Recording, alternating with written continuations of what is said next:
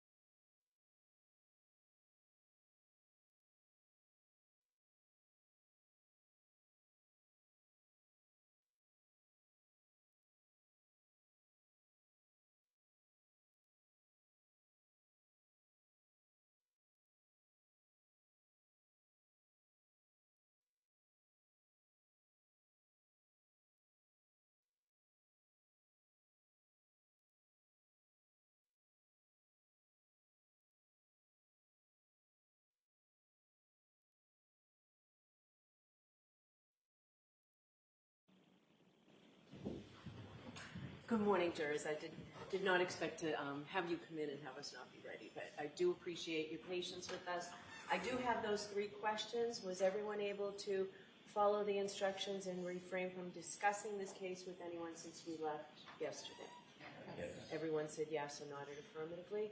Were you also able to follow the instructions and refrain from doing any independent research or investigation into this case? Yes. Everyone said yes or nodded affirmatively. Did anyone happen to see, hear, or read anything about this case since we left yesterday? No. Everyone said no or shook their heads. All right, can we bring Ms. Albert back in, please?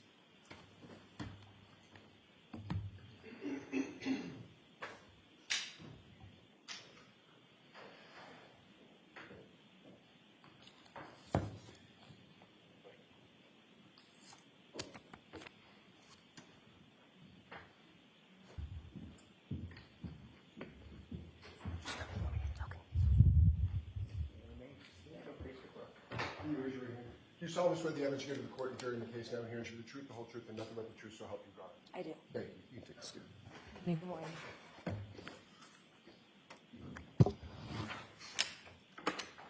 May I proceed, Your Honor? Sure. Good morning, Ms. Albert. Good morning. Ms. Albert, I'd like to go back to a discussion of Katie McLaughlin. Okay. Yesterday, I asked you a 4-word question, and that question was, who is Katie McLaughlin? Do you recall that question? I do. You would agree with me that your response was not, she's a firefighter. Correct. Your response was not, she's a friend. Correct. Your response was not, I've known her for years. Well, I sort of alluded to that when I said that I've known her since high school. Right. Your response was that she was somebody that you knew in high school, correct? I said that I went to high school with her and she's my same age. We graduated the same year. Right. Yes. So you referenced high school, correct? Yes. All right. You would agree with me that you've seen her several times since high school, correct? Yes. You have hung out in the same group with her several times since high school, correct? Yes. And you graduated high school in 2014. Yes. It is now 2024. Yes. Your contact with Katie McLaughlin has been fairly consistent over the years in that it continued at least until 2021, correct? I would agree with that, although it was far and few between. But Is that throughout the because- years, yes. Do you say that because the photographs are far and few between? Objection. Sustained. All right. You would agree with me that there was not a 3-year period prior to January 29th of 2022 where you didn't see Katie McLaughlin at all, correct? A 3-year period? Right.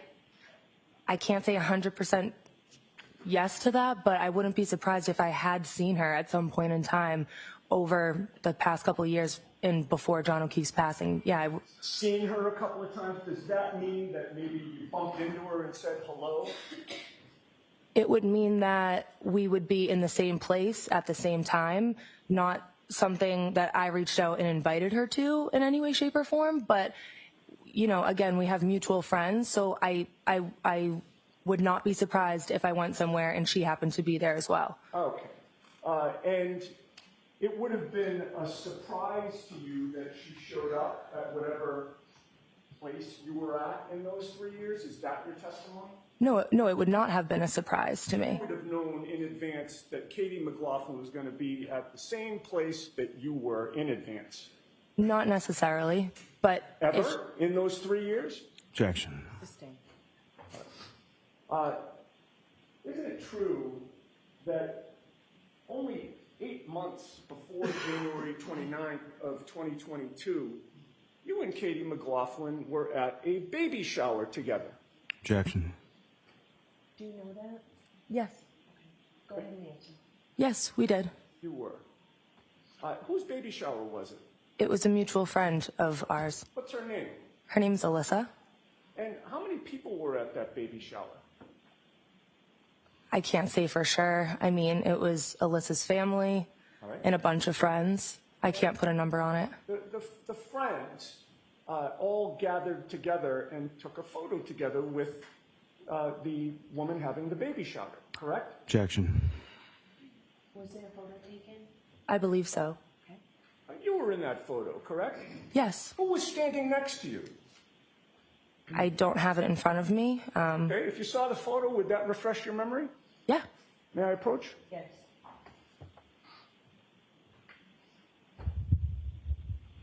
I'm showing you what has been marked. Just show us. Sorry. I was just going to identify it as S for identification for the record, Your Honor. Okay. I'm showing you what's been marked S. Could you take a look at that and look up at me when you're done? May I approach? Yes. Having reviewed that photograph, Ms. Albert, who is standing next to you? one of my friends is on the left of me and Katie McLaughlin is on the right of me. Okay. She's right next to you in that photo, correct? Yes, she is. That was in June of 2021, correct? Yes, So if somebody testified that you hadn't seen each other in 3 years prior to January 29th of 2022, that would be wrong, right? Objection. Dan. And with regard to the contact that you've had with her in terms of group events, you would agree with me that it wasn't just day trips that you took with her, correct? correct. You've also gone on road trips with her, correct? I've gone away on trips that she was with. I didn't drive with her or go with her or invite her, but she has been there, yeah. Okay, and what road trips have you taken overnight where you and Katie McLaughlin have been together since high school? Objection. Sustained. You've gone to Maine with Katie McLaughlin, have you not? Objection. So we need a time frame, Mr. Yannetti, not just Sure. 10 years ago. Since high school, you've gone to Maine with Katie McLaughlin, correct? Objection. I'll allow it. Did you go to Maine with her? I did, and the year would have been like 2015 or 2016. Okay. If I suggested it was July of 2016, would that make sense? That would sound about right, yeah.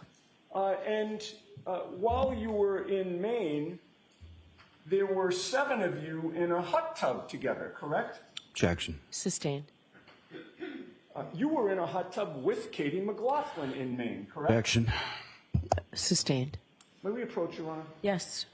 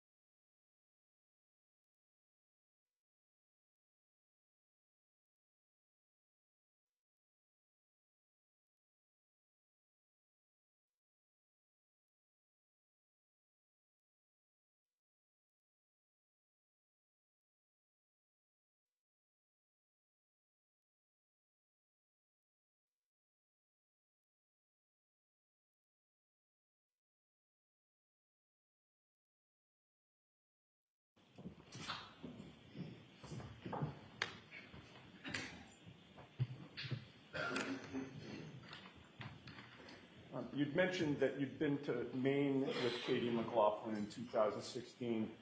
Where was it in Maine? I'm not sure the exact town. Right. Probably 4 hours away? I'm not sure how long it took to get up there. It wasn't 10 minutes away. No. Right? And it wasn't a half hour. No, All right. It was more than 2 hours, correct? maybe. And you drove, correct? Yes. How many days did you spend in Maine? I'm not sure, maybe 2. All right. So you were up in Maine over a weekend Yep. with Katie McLaughlin, correct? Yes, as well as a bunch of other friends. Oh, of course. But the answer to my question is you were with Katie McLaughlin, correct? Objection. Sustained.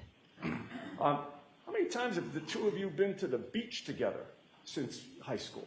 Objection. Do you know? If you can answer that, go ahead and answer. I know that we have been to a beach together, but I don't know how many times. I could guess. Don't guess. Okay. Next question, Mr. You Yannetti. said a beach. Does that mean that the two of you only go to one particular beach? No, No, you've gone to multiple beaches with Katie McLaughlin, correct? not that I can remember. I can't remember how many times. I have one memory, but I can't say for sure how many times I've been to a beach with Katie McLaughlin. Okay. If I showed you a photograph of the two of you on a beach together in bikinis, would that refresh your memory? Objection. Mr. Yannetti, you can show her a photograph. Thank you. If I may approach. Yes.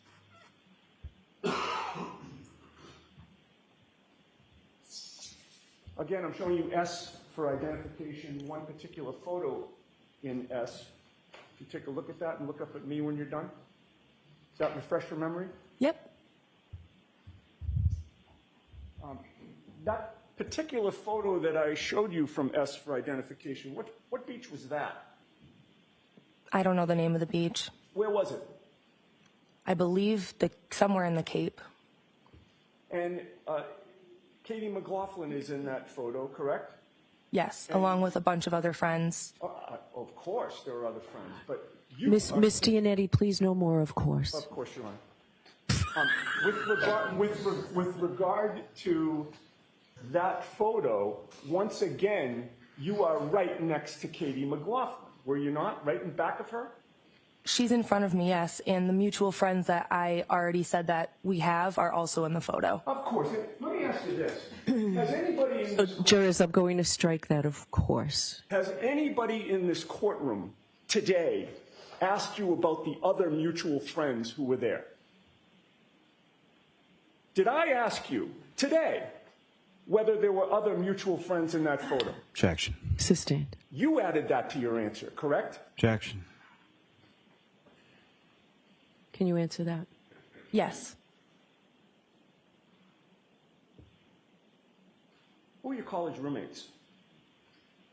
Objection. I'm sorry, I didn't hear the question. Who were your college roommates? Yeah, it's sustained. How many college roommates did you have? Objection. Sustained. Fair to say that Katie McLaughlin has been with you and your college roommates. Yes. When was that? 2015, 2016? And there were 2 college roommates that you and Katie McLaughlin were with, correct? I had multiple college roommates at that time, and 2 of them were the mutual friend that Katie and I share. And in fact, there was an occasion where you were in a kitchen with your 2 college roommates and 1 other person, correct? Objection. Need a time frame or something, Ms. Giannetti? Or that was around 2016, was it not? That sounds about right, yes. And do you recall which college roommates they were? Objection. Sustained. And someone took a photo of you, your 2 college roommates, and 1 other person, correct? Objection. Sustained. In 2016. Objection. Sustained.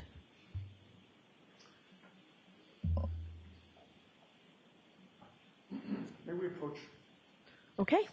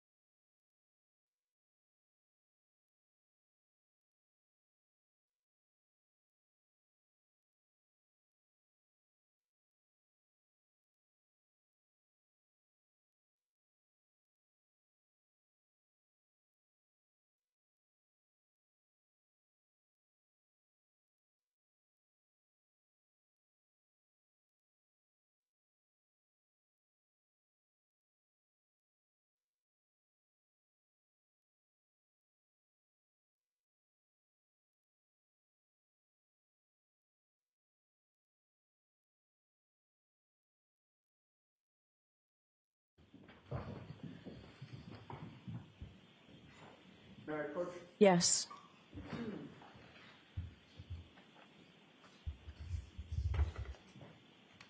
I'm showing you another photo from S for identification, ma'am. If you look at that and look up at me when you're done.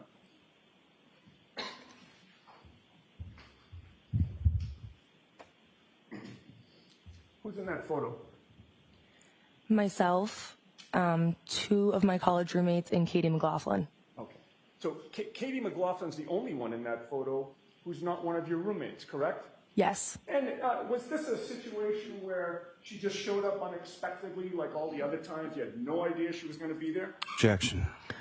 Ask the question differently. That it's sustained in that form. Thank you, Your Honor. Did you expect, by the way, whose kitchen is that? It was the college house that I lived in. So your kitchen. The house we were renting, yes. You lived in that kitchen. Yes. And Katie McLaughlin's in your kitchen, correct? Yes. Who invited Katie that day? The two mutual friends that I lived with. Okay. Certainly you didn't invite Katie, correct? I did not. Because you're not close friends with her at all, correct? I am not. In fact, you don't really like her very much, do you? Objection, Your Honor. Sustained. You guys were teammates on the track lacrosse country team back in high school, correct? I don't recall that, actually. We could have been. I'm not sure. If I may approach? Yes. Once again, place S for identification before you, ma'am. If you look at the first page and then the second page,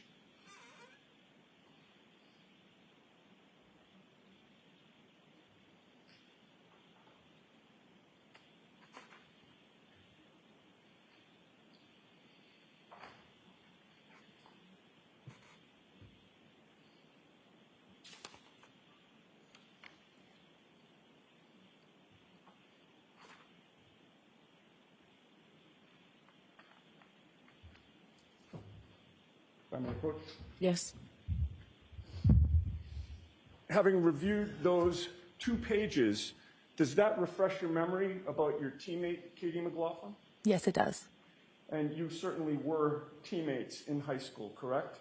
Yes.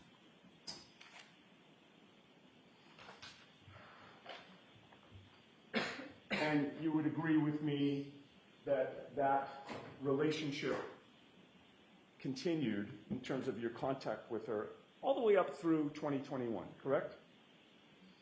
Yes. Your Honor, I would offer the photos that are in S for identification as full exhibits in this trial at this point. Objection. The objection sustained. You should put those back up with the clerk, Ms. Giannetti.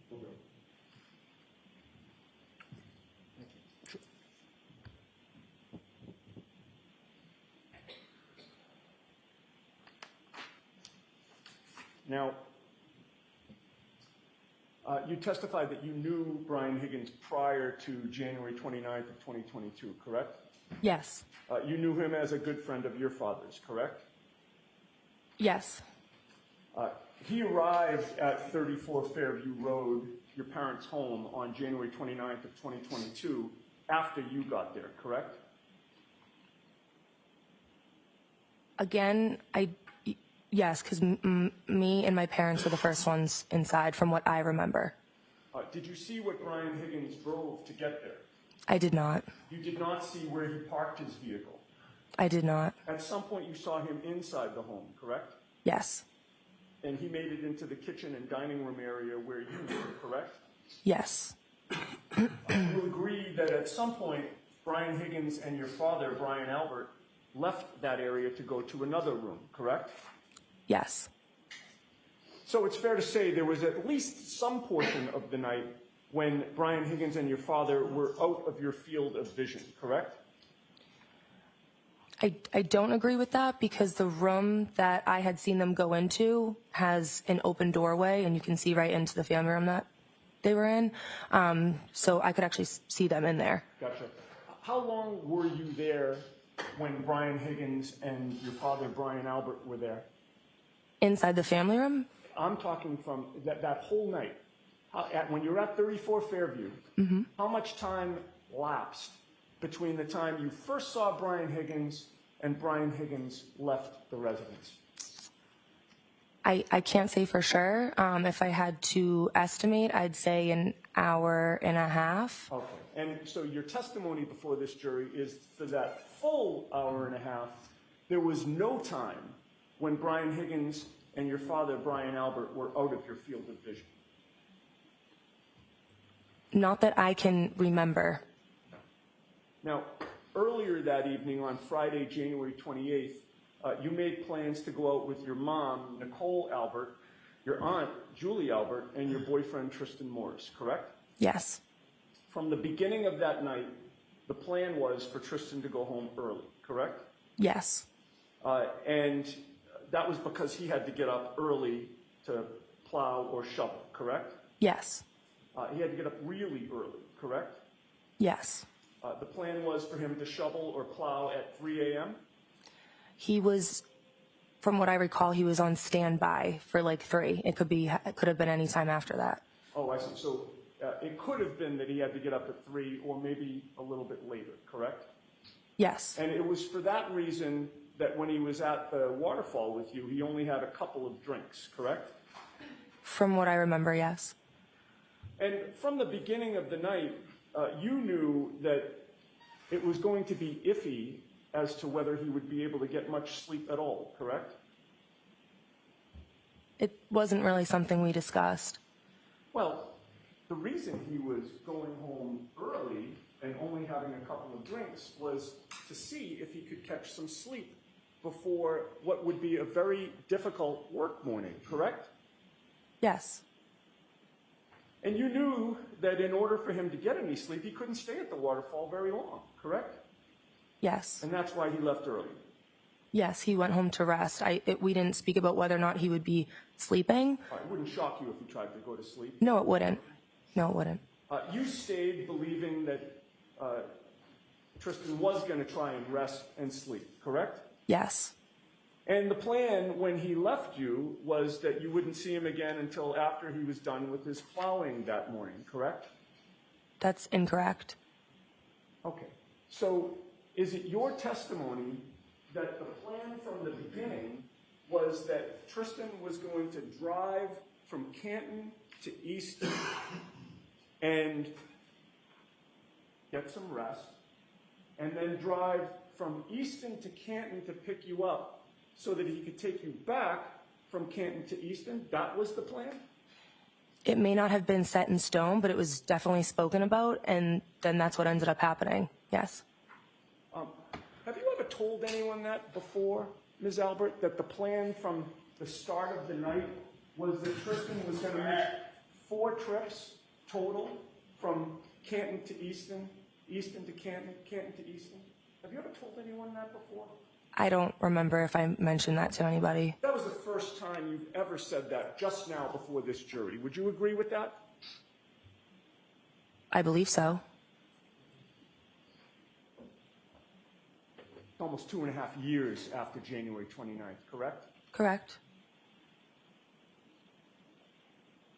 Isn't it true that you decided at 1:45 in the morning that it was important for you to get home? At 1:45, around that time, is when Tristan picked me up, a little bit after that, but I didn't want to get snowed in at my parents' house. It was important for you to leave 34 Fairview, correct? I wouldn't say important, but it was something that I wanted to do, It was yes. important enough for you to leave, correct? Yes, And you made the decision to have Tristan drive from Easton to Canton to pick you up, correct? yes. How far is it from Easton to Canton? From our apartment in Easton to 34 Fairview Road is about 18, 19 minutes. Okay, and that's when there's not a snowstorm outside, correct? Correct. Of course, in a major snowstorm, you certainly can't drive as carefree as you can when you're driving in good road conditions, correct? Right. And your boyfriend was making that trip multiple times that night, correct? Yes. When Tristan picked you up at 1:45 a.m., Did you bring Chloe out of the house with you to take to your apartment? No. Okay. On January 29th of 2022, you were there at your parents' house from around midnight until about 1:45? About a little bit after 1:45, yes. Okay. And during that span of time, almost 2 hours, you never saw anyone pull up outside, correct? I personally did not. No. And you personally did not look out the window either, correct? No, I did not. And you personally never heard anything out of the ordinary outside, correct? That is correct. Right. You never heard any yelling, correct? That is correct. No screaming, Correct. nothing smashing into anything else, Correct. no revving of tires, Correct. no noises outside, Correct. nothing attracted your attention. Correct. You never saw any vehicle backup lights. Correct. You never saw any red lights outside. Correct. You heard zero evidence of anything that would lead you to conclude that there had been some type of car accident outside. Objection. Sustained. You can ask it differently, Ms. Giannetti. You didn't hear a car accident. Objection. Ask it differently. When you left 34 Fairview at 1:45, which door did you use? I think I walked out the front door. And the front door, could I have Exhibit 66, Mr. Bates? With the court's permission, may that be displayed? Do you recognize Exhibit 66 as being a depiction of your house? Yes. The front door to your home, there are actually two of them, correct? Yes.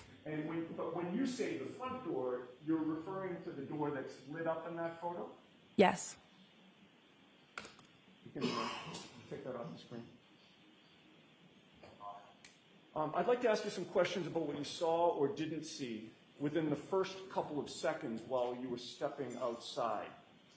Coming out the front door of your house, you would agree with me that your parents' front lawn is directly in front of you, correct? Yes. By that time, snow had started to accumulate at 1:45 a.m., correct? Yes. Against that white snow, did you see a black baseball cap? I did not. As you stepped out of the house, did you see a black sneaker? I did not. Did you see 45 pieces of red taillight plastic? I did not. No. Did you see one piece of red taillight plastic? I did not. Did you see a 6'2" man on your parents' front lawn in front of you? Objection. Did you? I did not. You saw nothing unusual on that front lawn of your parents' home, did you? I did not. Now, Tristan had parked in the driveway, correct? I believe so. When I say Tristan, I'm referring to Tristan Morris, who was your boyfriend, right? Yes. As you face the house, that driveway is to the right, correct? Yes. And as you're coming out of the house, the driveway is to the left, which makes sense, right? Yes. Where in the driveway was Tristan Morris parked? I don't remember if he was on the left. My guess would be the left side of the driveway because that would have been closest to me walking out of the house. But I can't say for sure exactly where he was parked in the driveway. Okay. In any case, you walked to his vehicle, correct? Yes. And actually, when I say his vehicle, it was actually your vehicle, right? Correct. That was the Jeep that you had at that time? Yes. And as you were walking to that vehicle, you would agree with me there were no obstructions between you and your parents' front lawn, correct? Correct. And as you were walking to that vehicle, again, no baseball hat, no sneaker, no pieces of red taillight, and no 6'2" man did you see on your parents' front lawn, correct? Correct. And there were no, strike that. After you got into the vehicle, you got into the passenger's side Yes. because you had been drinking that night, correct? Yes. And it wouldn't have made sense for you to drive home to Easton, correct? Correct.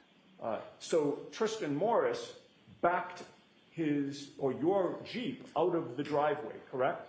Yes. And the tail end of that Jeep, when he backed out, would have gone toward Cedar Crest, correct? Correct. Which would mean that the car was now facing toward the Chapman Street side, correct? Yes. And that would mean that your Jeep being driven by Tristan, would have driven directly by your parents' full property line, correct? Correct.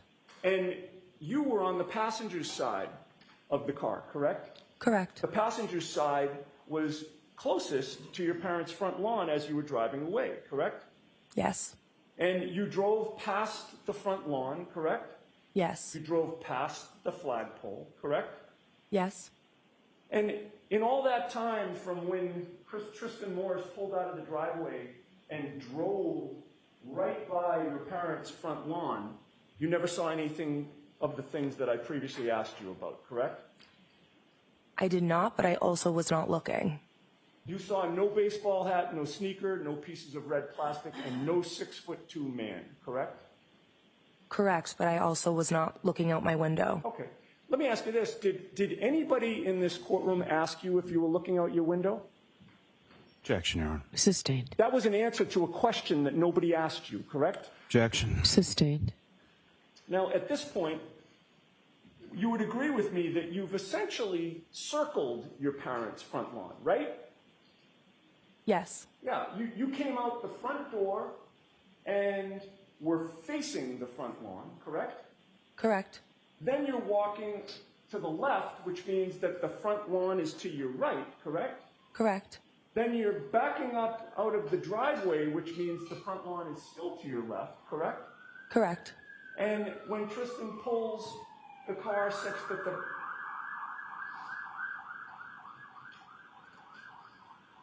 When Tristan Morris pulls the car such that the car is now operating parallel to your front lawn, now the front lawn's to your right, correct? Correct. And with regard to all of that time that you were circling that front lawn, you never saw anybody or anything out of the ordinary on that lawn, correct? I did not. And you also didn't see any tire tracks in the snow, did you?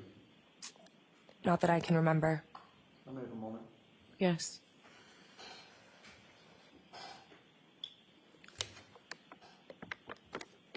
No further questions, thank you. Okay. Mr. Lally? Yes, Your Honor.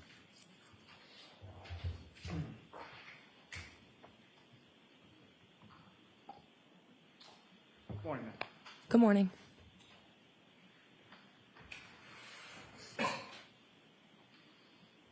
Now, turning your attention back to yesterday, you were asking questions about Courtney Proctor, is that right? Yes. And you were asked about whether or not you met her kids, and you said once. Can you explain that?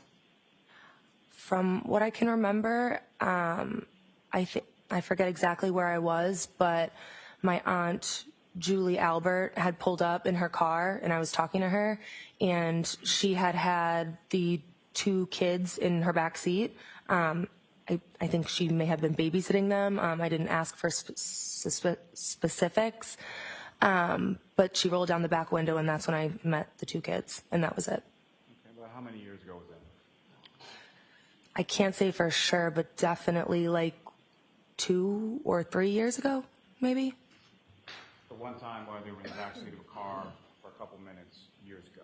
Yes. Had you ever met Michael Proctor prior to the day that he came in, or that he conducted an interview with you? Never. Now, as you were walking into the house, your testimony is that you saw Colin Albert walking out of the house. Is that correct? Correct. Without getting too much into it, as far as photographs of you on a high school track team, that would have been sometime prior to your graduation in 2014, correct? Yes. And about how many people were on your track team? Over 30, maybe. About 30. Now, when you were at the house at 34 Fairview Road on the early morning of the 29th, your father, Brian Albert, and Brian Higgins were out of the room, being the kitchen and the dining area, for some period of time, correct? Correct. And about how long period of time are we talking about? Minutes. I would say at most, maybe like 5 minutes. At most. Now, you were shown a drawing, essentially, in Exhibit 66 of your parents' house at 34 Fairview Road. up on the screen just now? Yes. Have you ever seen that before? That exact photo, I don't believe so. Do you know whether or not that was even a photo, or would you be surprised if that was some sort of drawing or rendering of the house? Yeah, I can't say for sure where that came from or what it is. I don't believe I've seen it before. Could you rephrase the question? Sorry. No, that's fine. My other question is, did you happen to notice in that particular drawing that there were lights on near the front door and lights on near the garage? Do you recall that? I did notice that, yes. Do you recall whether or not those lights were on or those lights even exist at the time that you were exiting the house on January 28th? I don't recall. I can't say for sure if those lights were on. Now, you were asked some questions about exiting the house and coming over to Tristan's car, getting in, your car that Tristan was driving, and then backing out of the driveway and driving away. At any point in time, did you look over to the unlit area on the left side of your parents' property near the flagpole? Objection, objection. Form the question differently, Mr. Lally. When you walked out the front door, where was your attention directed? When I walked out the front door, I recall somewhat looking down, trying to make sure I didn't slip. The ground was completely covered with snow at that point. And then my direction was towards Tristan's car, so to the left. Then once I got in the car, I was turned again to the left, speaking with him for the majority of the first couple minutes of our car ride back home to Easton. Now, so when you exit the door, you come onto the brick steps, correct? Yes. And the brick steps are covered in snow at that point? Yes. Do you recall what you were wearing on your feet? Were they high heels, flats? I think I had high heel like boots on, something of that nature. You're walking down the brick steps that are covered in snow in high heel boots, correct? Yes. And then you're walking over to your car and getting in the passenger side, correct? Yes. And at any point in time, in any of the sequence, did you have any reason to look over to the front yard area of your parents' home in the area of the flagpole? I did not. And then you get in the car and you're driving away and you're talking to Tristan, is that correct? Yes. And so Tristan is driving, you're in the passenger seat, is that correct? Yes. So you're looking at him but away from the front lawn as you're driving away, correct? Yes. Nothing further. Very briefly, Judge. Okay. Maybe you just testified that the one time that you saw Courtney Proctor's kids, they were with your aunt Julie Albert, correct? Yes. And you just testified that that was about 2 or 3 years ago, correct? That was an estimate. I can't say for sure, but yes. It wasn't 10 years ago. No. 2 or 3 years ago, right now it's May 14th of 2024. 2 years ago would be May 14th of 2022. Yes. 3 years ago would have been May 14th of 2021, correct? Correct. Nothing further. Okay, you are all set, Ms. Albert. Thank you. Mr. Lally, who is your next witness? Yes, Your Honor. The Commonwealth will call Mr. Tristan Morris to the stand.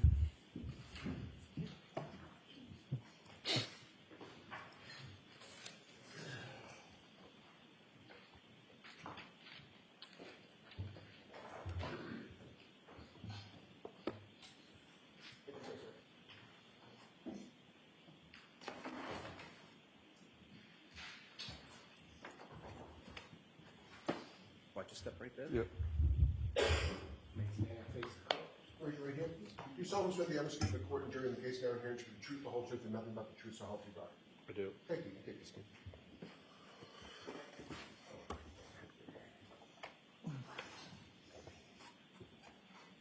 Okay, whenever you are ready, Mr. Lally. Good morning.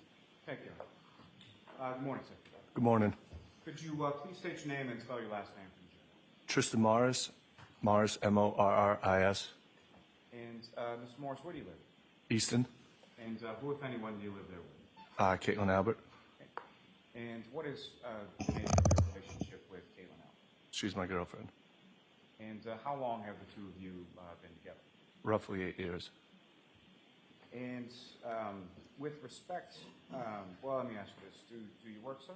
Yes, I do. And what do you do for work? I'm a union pipe fitter. And how long have you been doing that? 6 years. Now, if I could turn your attention to the evening of January 28th, 2022 into the following early morning of the 29th. Do you recall that day? Early morning of the 29th? Yes. Yes, I do. And do you recall what days of the week those were? Friday and Saturday, I believe.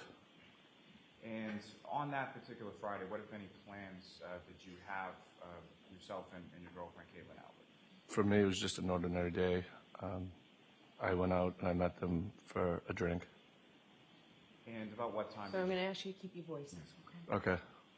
So you indicated you went and met them. Who is them? My girlfriend, Caitlin, and that's all I remember. And do you recall where it was that you went? Waterfall Bar and Grill. That's somewhere that you and Caitlin had been to before? Yes, multiple times. And do you have any idea what time that was on the 28th? I don't recall. And do you recall who, if anyone else, was there in addition to yourself and your girlfriend, Caitlin? No, I do not. Do you recall whether or not either of her parents were there? I don't remember. You're familiar with her parents, though? Is that fair to say? Yes, I am. Okay. You're familiar with their family, correct? Yes, I am. And if you recall, about how long was it that you were at the waterfall that evening? I couldn't estimate, but it wasn't that long. And wasn't that long? Why? What was it that caused you to leave that night? Later that night, I had to go plow. I was supposed to wake up pretty early. And as far as plowing, is that something that you do sort of on the side on a fairly regular basis, or? Yes. When I can do it, I do it. It's extra money. And how is it that, what if any relationship do you have with the company that you do any sort of plowing or shoveling for? It's my landlord's company. And is that, when you say plowing, is that sort of residences, businesses, or something else? All of those. Residence, houses, anything. Businesses. Could be any of them. So it could be a commercial parking lot, could be a condo, could be a business park, any of those things? Correct. And about what time was it, if you know, that you were supposed to sort of be ready or on call to go out and do? So we were waiting for the snow. I just had to be on call for 3 to 4 in the morning, just have my phone on standby and be ready to go. Just how it always is. And so when you left, or when you went to the waterfall in Canton, at that time, was it snowing? I don't believe so. And when you left the waterfall to go home, why did you went home to rest? Is that fair to say? Yeah, I needed to sleep, yes. And when you left the waterfall to go home to Easton to get some rest or to get some sleep, was it snowing at that point? I don't remember. And at some point prior to you going out and either plowing or shoveling early that morning, who, if anyone, was contacting you? Can you repeat the question, please? After you went home to rest or get some sleep, well, first of all, were you able to get any sleep? Barely. And while you were home in Easton, who, if anyone, was reaching out to you? Yes, my girlfriend. And so your girlfriend, Caitlin, was it calling, texting? How was she reaching out, if you recall? I believe both. And about what point in the evening did you start to get calls or texts from her? I don't remember.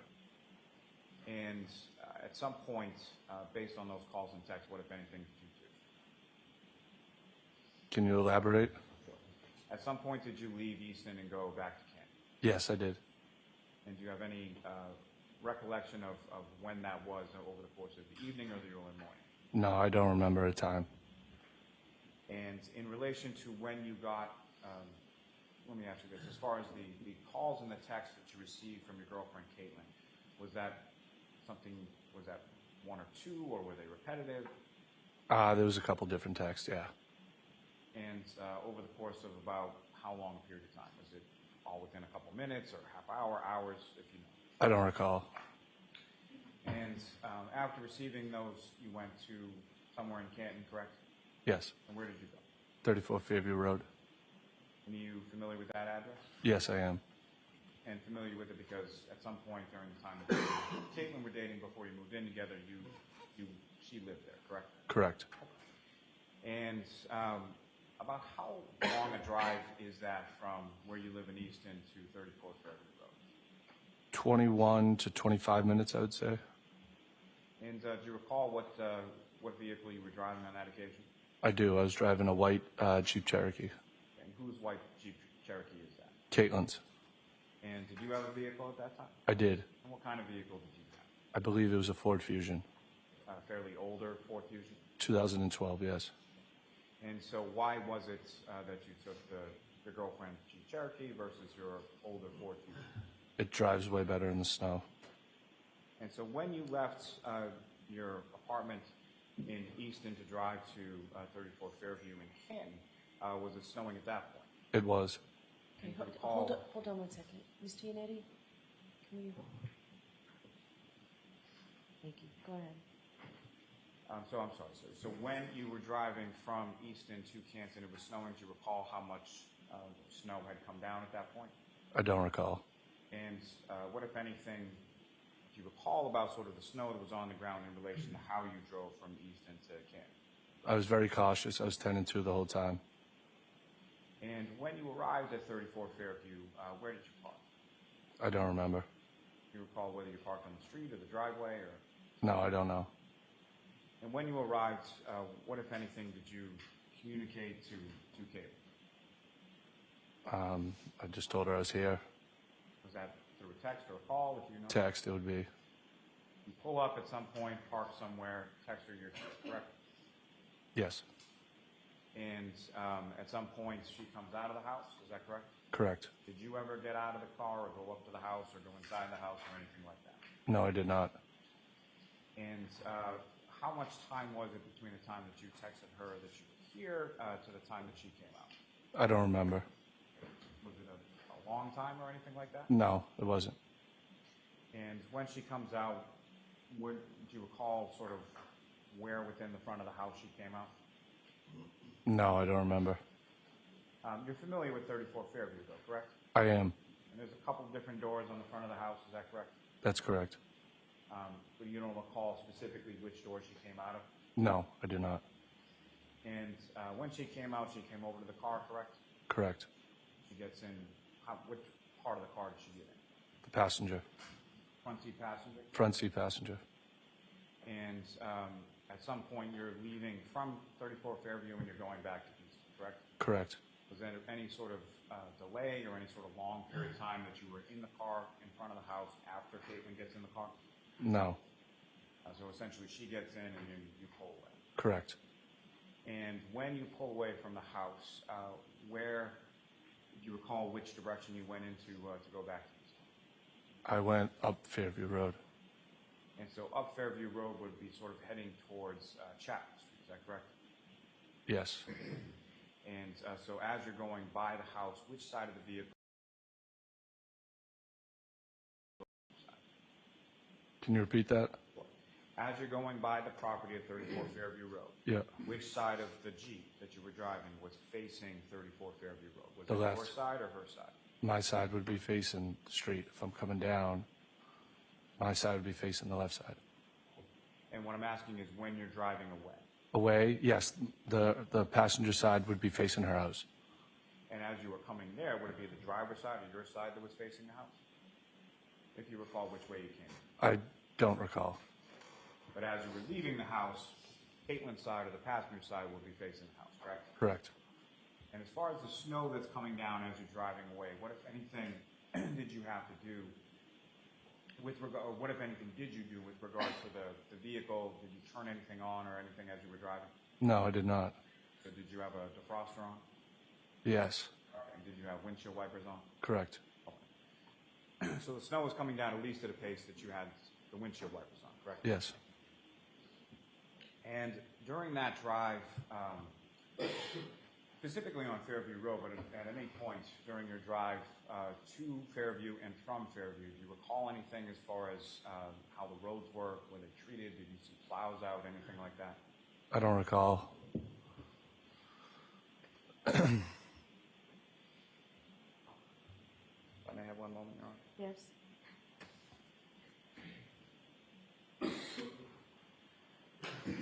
Now, as far far as when Caitlin gets into your car, how would you describe her demeanor? Normal. Nothing out of the ordinary. Absolutely not. She gets in the car, is it fair to say you guys haven't seen each other for a couple hours, you start talking? Correct. And so when you're talking, you're driving, she's in the passenger seat, is that correct? It's correct. And was she facing you while you were talking to her as you were Yes. pulling away? Thank you, sir. I have nothing further. Thank you. Thank you, Ron.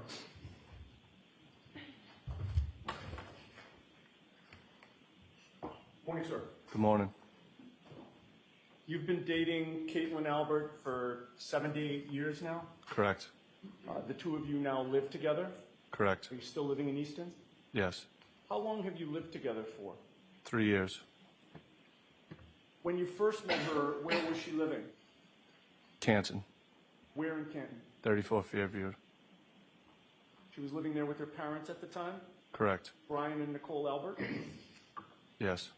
You met her parents, Brian and Nicole Albert, several years ago, correct? Correct. You've met all of Caitlin's siblings as well? Correct. You've spent time at their house? Yes. You've spent holidays with them? Yes. And you've been over there on weekends, correct? Yes. It's fair to say that over the last 7 or 8 years, you've been with the Albert family quite a bit, correct? Yes. And you've also been with the McCabe family, correct? Yes. And even though you're not married, you consider yourself just about one of the family, correct? Yes. Since John O'Keefe's death, you have continued associating with both the Alberts and the McCabe's, correct? Yes. Because you're still dating and living with Caitlin, correct? That is correct. And in June of 2022, a few months after John O'Keefe's death, you went to Ned Devine's in Boston with many, many men in the family, correct? Yes. That includes the Alberts, correct? Yes. And that includes the McCabe's. Yes. Do you recall who was there that night? No, I don't. I showed you a photograph from that night. Did that refresh your memory? Yes. Can I approach Ron? Yes.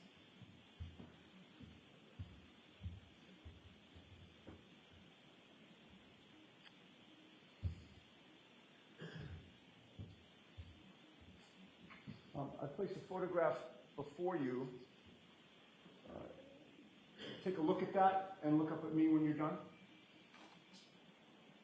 Yes. Does that refresh your memory about who was there that night? It does. Are you, by the way, how many people are in that photograph? Do you want me to count? With the court's permission. Okay, go ahead and count. And after you count, let's mark this for identification, please. Yes. 12. 12 people, including myself. Okay, if I could have that marked for ID. 12, including myself.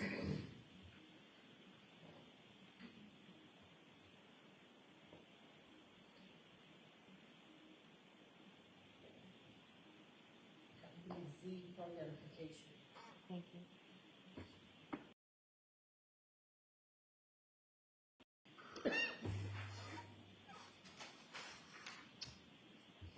You would agree with me, sir, that at that night at Ned Devine's in Boston, everybody there was, except for you, was either an Albert or a McCabe? Yes, that's correct. And the photo that you or somebody decided to take was all of you with your fists clenched, correct? Objection. Sustained. Did you clench your fists that night? Objection. Sustained. Did all of the Alberts and McCabe's clench their Objection. fists that night? Sustained.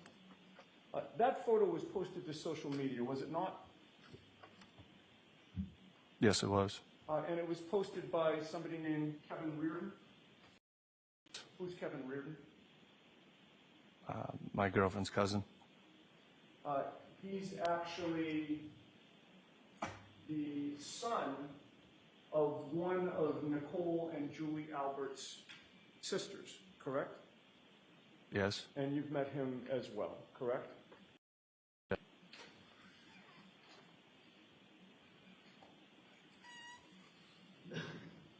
And do you recall the date that that photograph was posted to social media? No, I don't. I showed you Z for identification again. Would that refresh your memory? Yes.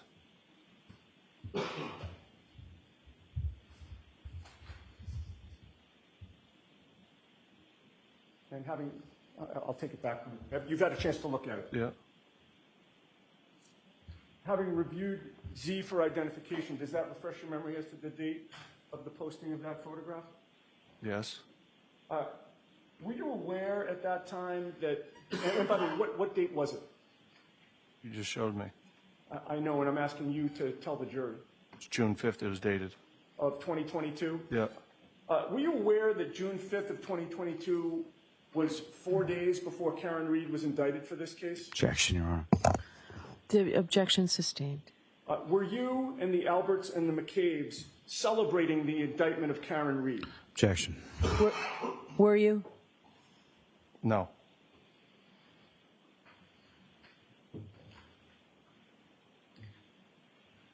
Thank you.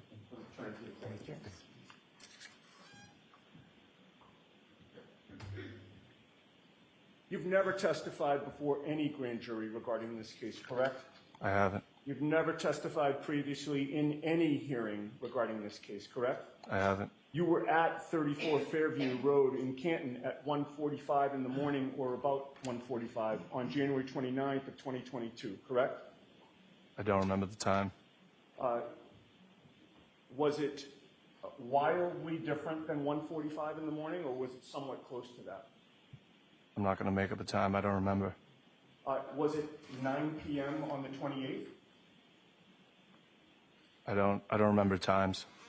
So if I asked you if you were there to pick up your girlfriend Caitlin at 9 p.m. on January 28th, you couldn't say if that's true or false? No, because I'm not making up a time. Okay. So it could have been 9 p.m. that you were there, not 1:45 in the morning. I didn't say that. Well, you've just said that you can't rule out that it was actually 9 p.m. on the 28th, didn't you? Objection, Your Honor. Can you answer that? Did you say that? I didn't say anything. I don't remember the time. No, I understand. So I'm not going to make up a time. Hold on. Only one person can speak at a time. I don't, it could have been later, could have been earlier. I don't know a time. Right, but it couldn't have been 9 p.m. on January 28th. Could it have been? I don't know. Okay. What time were you at the waterfall? I don't remember. Were you at the waterfall? Yes, I was. On what date? The 28th. Was it in the morning? It was at nighttime. It was at night, okay. What time did you leave the waterfall? I don't remember. Did you leave at 5 p.m.? I don't remember. So it could have been 5 p.m. that you left. Could have been 5 in the morning. I don't know. Okay. Leaving aside what time it was, or strike that. Will you testify that you were at 34 Fairview Road on January 29th after midnight? I don't remember a time. Okay. But you do remember being there, correct? At the waterfall? No, at 34 Fairview. I remember picking my girlfriend up, yes. You do. You've testified to that, right? Today. Yes. And when you were there, you had an opportunity to see the front lawn to that property, did you not? Yes. You pulled into the driveway. I don't remember where I pulled into. Okay. Did you pull into any place when you got there? I don't remember where I pulled into. So you say you don't remember where you pulled into. That wasn't my question. My question was, did you pull in any place when you got to 34 Fairview? Well, I had to pick my girlfriend up, so yes, I did. You did. Okay. Was there any place other than the driveway to pull into when you got to 34 Fairview? No. So it had to be the driveway, right? Must have been. All right. When you pulled into the driveway, you waited a period of time for Caitlin, correct? Yes. And How long a period of time was that? I don't remember. Was it more than a half hour? No, Was it more than 10 minutes? I don't remember. It could have been more than 10 minutes. Probably wasn't. And when you say it probably wasn't, that means it probably was less than 10 minutes, correct? I don't remember the time. During that time that you were waiting for Caitlin to come out of the house while you were in the driveway, there was nothing obstructing your view of the front lawn, correct? Nope. All right. And shifting gears for a second, this was on January 29th of 2022, correct? Yes. And ultimately, you did pick up Caitlin and take her back to Easton, correct? Correct. On January 29th, at any point that day or night, Trooper Michael Proctor never interviewed you, correct? Correct. Nor did he interview the next day or the day after that, correct? Correct. Or the month of February, correct? Correct. Or the entire year of 2022, correct? Correct. Or the entire year of 2023, correct? Correct. The first time any investigator of this case interviewed you was May 7th of 2024, correct? When was that? I don't. That was 1 week ago. That was last Tuesday. Correct. You were aware at the time you were being interviewed for the first time by any investigator, this case had already started. Yes. You were aware that this jury heard opening statements from both counsel on April 29th, which was over a week before May 7th, correct? Yes. So it wasn't until over a week after opening statements that somebody from the state police finally interviewed you, correct? Nobody from the state police interviewed me. Who was it that interviewed you? Nobody interviewed me. I spoke to the DAs about coming in here. That was about it. Okay, I thought you had just testified that on May 7th, that was the first time an investigator reached out for you. Yes. All right. And when I use the term interview, I don't mean that somebody put a bright spotlight on you and took you into an interrogation room. I'm just asking, did somebody ask you questions? Yes. Objection. I'll let it stand. Thank you, Ron. And that interview did not take place in person, correct? No, it did not. That was a phone interview, correct? Correct. And your attorney was on the line for that, correct? Correct. Now, from the beginning of the night on January 28th, your plan was to go home early, correct? Correct. You weren't drinking much, correct? That is correct. You had to get up early. Yes. And it actually was really early. It could have been as early as 3 a.m., correct? Correct. So from the beginning, you knew that you weren't going to get much sleep, correct? Yes. And if you were going to get any sleep, you couldn't stay at the waterfall all night, correct? That is correct. So you left early. Yes. And you planned to go home, get whatever rest or sleep you could get, and then wait for the call to go out plowing, correct? That is correct. The plan from the beginning was not for you to leave the waterfall, go to Easton, and then drive back from Easton to Canton to pick up Caitlin, and then take her back to Easton so that you could wait for the call for plowing. That was not the original plan, correct? No, it wasn't. No, of course it wasn't. So I apologize, Ron. I withdraw that comment. But the plan changed, correct? Yes. And that was because you heard from your girlfriend, Caitlin, correct? Yes. And I'm going to ask you a question and hope I get an answer. Do you recall what time it was that she contacted you? No, I don't recall. Did anybody instruct you not to talk about any times that anything happened? Absolutely not. How did Caitlin contact you that night? Via text, via phone. And you were in Easton when she did that, correct? Yes. She was at 34 Fairview? Yes. And by the way, the snowstorm was no surprise to you that night, right? No. I mean, that's why you were waiting to plow, correct? Yes. That snowstorm had been forecast. Yes. And it had started snowing by midnight, correct? I don't remember when it started snowing. But for some reason, Caitlin now needed to get picked up before you went plowing, correct? Yes. That meant, despite the fact that you had to get up potentially at 3 a.m., you now had to make the trip back and forth between Canton and Easton a second time, correct? Yes. And you considered it to be important enough that you agreed to pick up Caitlin, despite the changing plans, correct? Correct. All right. Now,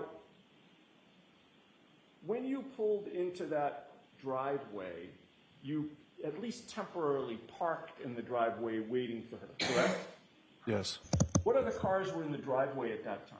I don't remember. What side of the driveway did you park on? I don't remember. After you parked, you texted Caitlin to tell her that you were there, correct? Yes. And you previously testified that you don't remember how long it took for her to come out of the house, correct? I don't remember. And I started to ask you, and I'll just finish that line of questioning, that at that point, the front lawn of the house was to your left, correct? It would have been, yes. Right. And there were no obstructions between you and the front lawn blocking your view, correct? I wouldn't be staring at her grass, so no. Okay. I didn't ask you where you were staring. I was just asking if there were any obstructions. Okay, yeah. And the answer to that question is? No.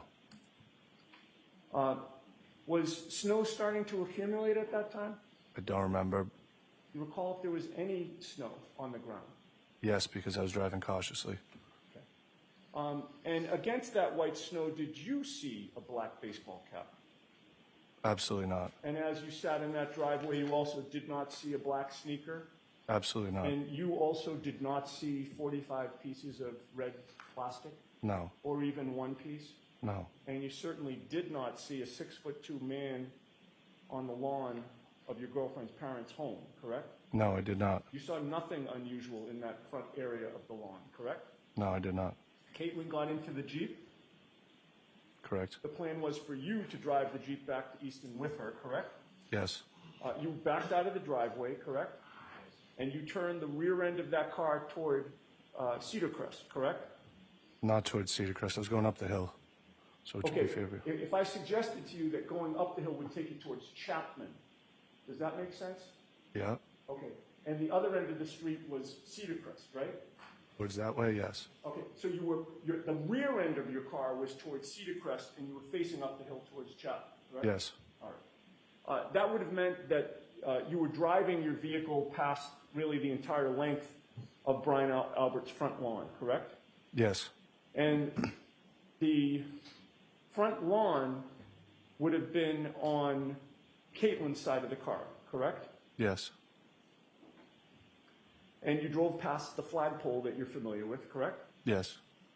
And as you drove past that entire front lawn, you never saw any of the things I previously asked you about, the baseball hat, the sneakers, the pieces of red plastic, or a 6'2" man, correct? I did not. You saw nothing out of the ordinary, correct? Correct. And you saw no tire tracks in the snow leading to the Alberts' front lawn, did you? I did not. You didn't see anything that would lead you to conclude that there had been a car crash there, correct? Absolutely not. Sustained.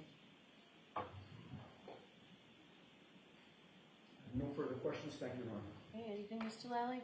Just briefly on.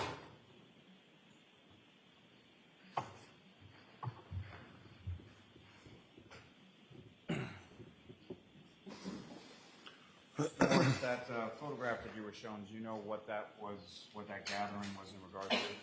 No, I don't. Now, prior to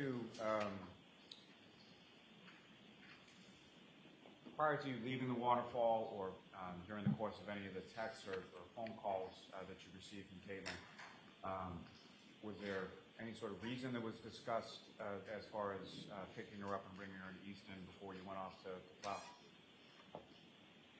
Can you repeat that? From your discussions with Caitlin, what was the reason that you went back to 34 Fairview to pick her up and bring her home? Objection. We'll allow it. Why'd you do that? Well, she's high maintenance. I didn't really want to have to deal with it. She wanted to come home, is that correct? Yes. And did she say why she wanted to come home? Want to get snowed in. I'll allow it. Now, you've testified before that as you were driving around that night, you were cautious and your hands were attended to, is that right? Absolutely. So as you're driving past your girlfriend's parents' house, was there any reason, excuse me, was there any reason for you to direct your attention to the front lawn area of their home? Absolutely not. Nothing further on. Okay, you are all set. Thank you very much. Appreciate it. The next witness, Mr. Lally? Yes, Your Honor. The Commonwealth will call Ms. Sarah Levinson to the stand.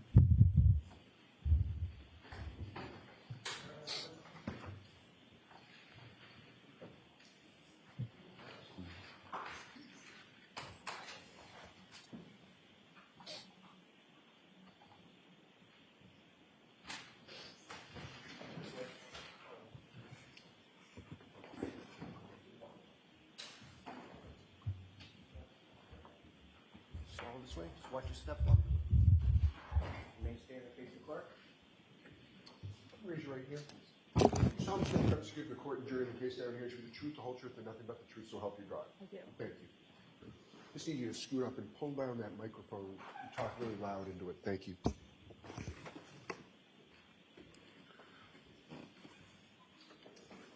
Whenever you're ready, Mr. Lally. Thank you. Good morning, ma'am. Good morning. Could you please state your name and spell your last name for the record? Sarah Levinson, Levinson. And where do you live, ma'am? Canton, How long have you lived in Canton? my whole life. And who, if anyone, do you live in Canton with? My parents. Now, do you work there? Yes, What do you do for it? I'm a registered nurse. And how long have you been a registered nurse? 3 years. Now, ma'am, if I could turn your attention to the evening of January 28, 2022 into the early morning of the 29th. Do you recall those days? Yes. Do you recall what days of the week? Friday was the 28th, Saturday the 29th. And as far as that evening of the 28th, what, if any, plans did you have for that evening? My plans were to go to my friend Brian's house for his birthday celebration. And so your friend, that would be Brian Albert Jr., is that correct? Correct. Do you know how old he was turning for his birthday? 23. And how long or how did you know Brian Albert Jr. at that time? We met in high school. He's the grade below me, so I would say now it's been about 10 years, so about 8. And his house as far as 34 Fairview Road, had you been there before? Yes. Plenty of times, is that? Yes. And on that particular evening, how was it that you came to be there? How did you get it? My friend Julie's father drove us. And your friend Julie, is that Julie Nagel? Correct. And yourself and Julie Nagel, how long have you known each other? Middle school, so a little bit longer than how long I've known Brian for. And you and Miss Nagel, were you in the same grade together? Yes. And so her father drives you from your house, picks you up at some point, and brings you over to 34th Fairview. Correct. Do you know about what time it was that you arrived at 34th Fairview? Between 7 and 8 p.m. And when you arrived, who, if anyone, was in the house at Fairview when you got there? It was Brian Jr., Nicole Albert, Caitlin Albert, and Julie Albert. And what was, as far as your understanding, what was sort of the plan for that particular evening? We were all going to meet at Brian's house. His family was going to go out, his mom, aunt, and sister, and then we were kind of going to go from there, whether we were going to go out or stay home. It was up in the air. And when you arrived there, so at some point did his mother, Nicole Albert, his aunt and his sister leave the house? Correct. About how long a period How long a period of time was it from the time that you and Julie arrived to the time that Brian's mother, aunt, and sister left? 15 to 25 minutes, I would say. And did you have any idea where they were going? No. Now, as far as during that time after they left, what was it? Do you recall sort of where in the house you were hanging out, or what you were doing? We were in the family room and in the kitchen as well. In the kitchen area within the Albert house at 34 Fairview, were you familiar with that? Yes. And the kitchen and the dining room, are those sort of the same thing, is that correct? Correct. In the family room that you're talking about, well, let me ask you this. Sort of, with respect to 34 Fairview, there are basically two front doors. Correct? So, Mr. Lally, I think we can move on from the general description of the house, please. One last question in regard to that. So the family room that you're talking about, where is that in relation to the kitchen dining area? If you're looking at the house, it's to the right.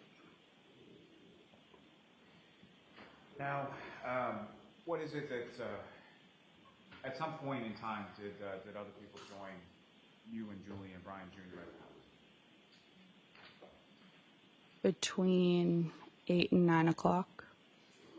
And who was it that came over between 8 and 9? Courtney Alba, Catherine Duty, Emily Fabiano, and Mary Kent. I'm going to ask you to spell all of those last names for us, if you would, please. So Courtney Alba, A-L-B-A.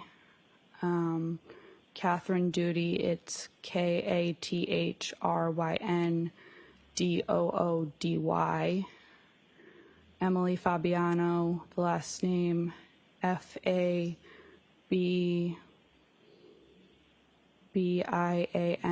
I believe it might be one B. And then Mary Kent, K-E-N-T. Thank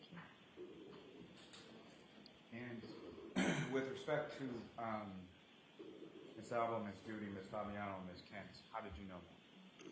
I knew Catherine and Emily since elementary school. Mary and Courtney I had known since high school. Courtney I was more of an acquaintance with because she was friends with Brian. So she was more friends with your friend than you had sort of a mutual friend, is that correct? Correct.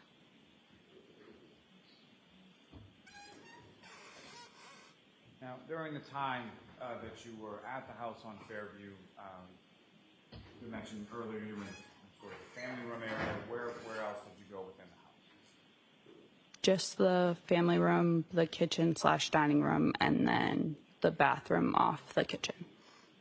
And just so I'm clear as far as what I'm asking, when I'm saying you sort of in the plural, so you in addition to all the other people that you just mentioned, was there any other area of the house that the group of you went at any point? Brian took either Mary or Catherine, I don't remember which one, upstairs at one point to see their family dog. Can I ask you to keep your voice up, if you would, please? Thank Sorry. And about how long a period were they upstairs in the family? No more than 5-10 minutes. And so what was it that the group of you were doing at the house over the course of this evening? So we were celebrating Brian's birthday. They had gotten calzones. We were eating, and then we were drinking. And in general terms, if you recall, what was the group sort of drinking that night? Like spiked seltzers. I know Brian was most likely drinking White Claw because that's really all he drinks. I remember one of the other girls bringing Trulies. I'm not sure about the other people, but around that type of stuff. And do you know how much each of the people sort of had to drink while they were there? I'm not completely sure. No one was tipping over. Fair to say that whatever people had, it was sort of commensurate with each other, is that correct? Correct. Now, at some point, over the course of the evening, so you're eating, you're drinking, was there music going or anything like that? Yes, music. And if you recall, like, sort of how was the music being played? Through a Bluetooth speaker. And over the course of the evening, in addition to the people that you've just mentioned, at some point did somebody else come by the house? Yes. And who was that? Colin Albert. And did you know Colin Albert prior to that evening as well? Yes. And about how old was Colin around that time? High school, like late high school. And how was it, or how well did you know Colin Albert? Not very well. Like I said, I'd been friends with Brian for about 8 years at that point, and I know Colin's older brother, Christopher, pretty well. He's my age. I grew up with him, known him since elementary school, so it's kind of like, we weren't friends, I wouldn't say, me and Colin, but we were cordial. So he's a younger brother of somebody that you went to school with? Correct.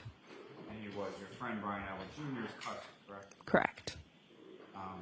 Now, with respect to Colin, do you know about what time he arrived?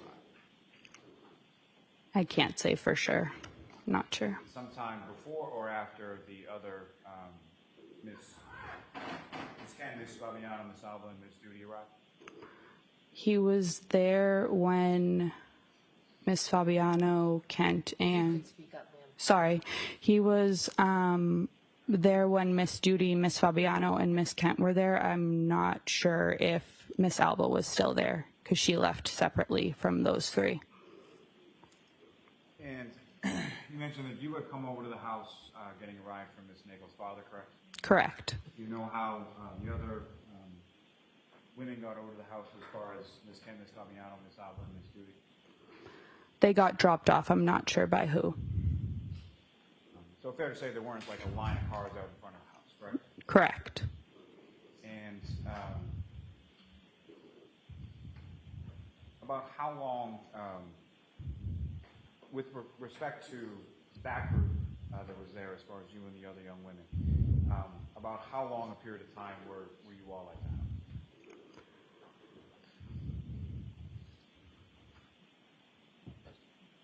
Two to 3 hours. So do you know about what time it was that Miss Alba, Fabiano, Miss Judy, and Miss Kent left?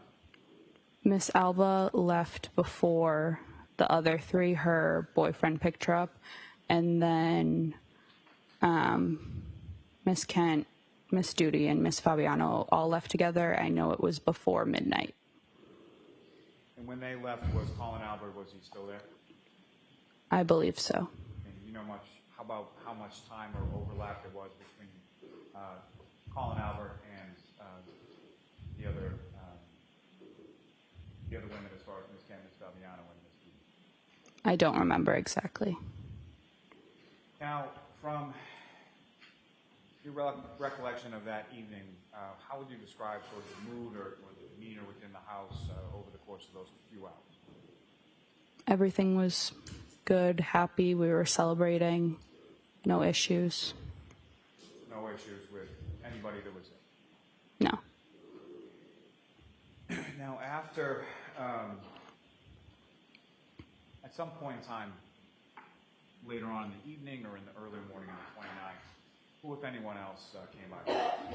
Came to them? So Mr. Albert, Brian's father, Mr. Higgins, Mrs. Albert, Brian's mother, Caitlin Albert, Brian's sister,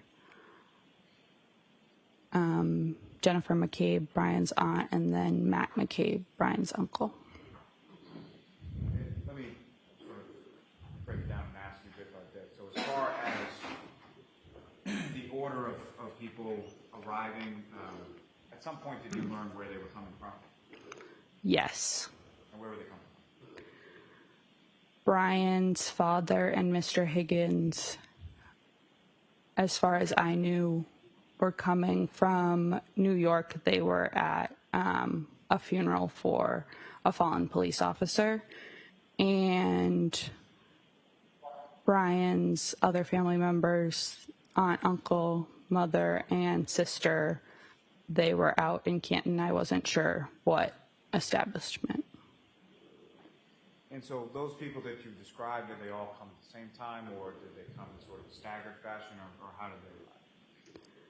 Brian's father and Mr. Higgins arrived first, but they all arrived within 5 minutes of each other.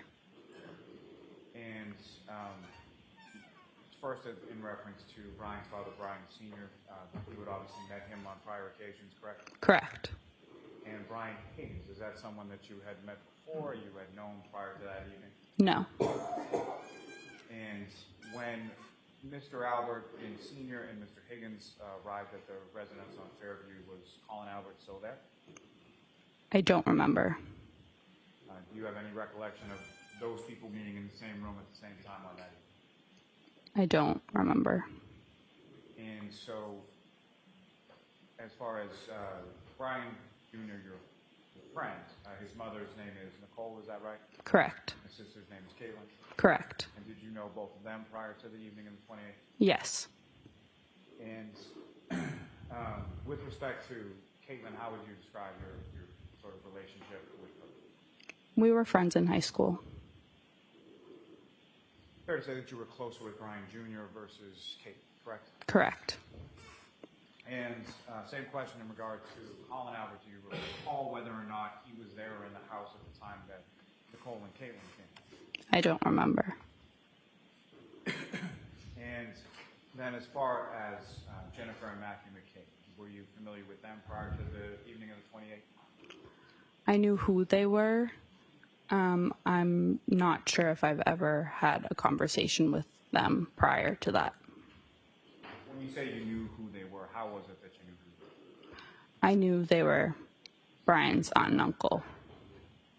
Had you ever met them before or had any occasion to see them anywhere before that you can recall? I know I had seen or met Jen before. I'm not sure about Matt. And same question in reference to, as far as Colin Albert, do you recall whether or not he was in the house at any point in time when the McCabe's were there?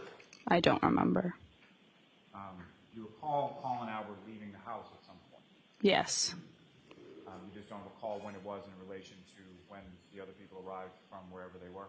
No. And do you recall how it was that he left the house? He got a ride. Do you know who he got a ride from? Objection. Oh, do you know? No. Next question. Now, when these other people came to the house, who were referred to as the older adults, is that a fair portrayal of them? Sorry, can you repeat that? Other than the rest of the people that were there earlier than, correct? Correct. So that group that came in later, as far as when they arrived, where were they in relation to the house? Like, where were they situated? We were all in the dining/kitchen. So all in that same sort of area. Correct. Now, at any point in time over the course of the evening, do you recall anybody from that group of people sort of going anywhere else in the house that you saw? Not that I remember. And with respect to the house on Fairview Road, you're familiar with where the basement is located in the house, is that correct? Yes. And at any point in time in the evening, did you see anybody from that group, either before or after, go anywhere near the basement or go into the basement area of the home? No. Now, with respect to the sort of mood and demeanor after these other folks come by,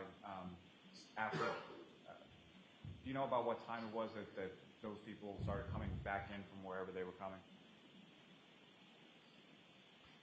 12:15. It wasn't that long after it struck midnight. So sometime after the strike of midnight, these other folks start to come back to the house. Correct. And from that period, from 12:15 or so, from that period, about how long was it after that that you were at the house on Fairview? I left between 1:30 and 2 a.m. So about an hour and a half or so after they got there. Correct. Now, with respect to that hour and a half or so after they got there, how would you describe sort of the mood and the demeanor within the home during that time? Same thing. We were celebrating, happy, dancing, all that. The drinking continued, correct? Correct. No issues or arguments or anything that you observed, correct? Correct. Now,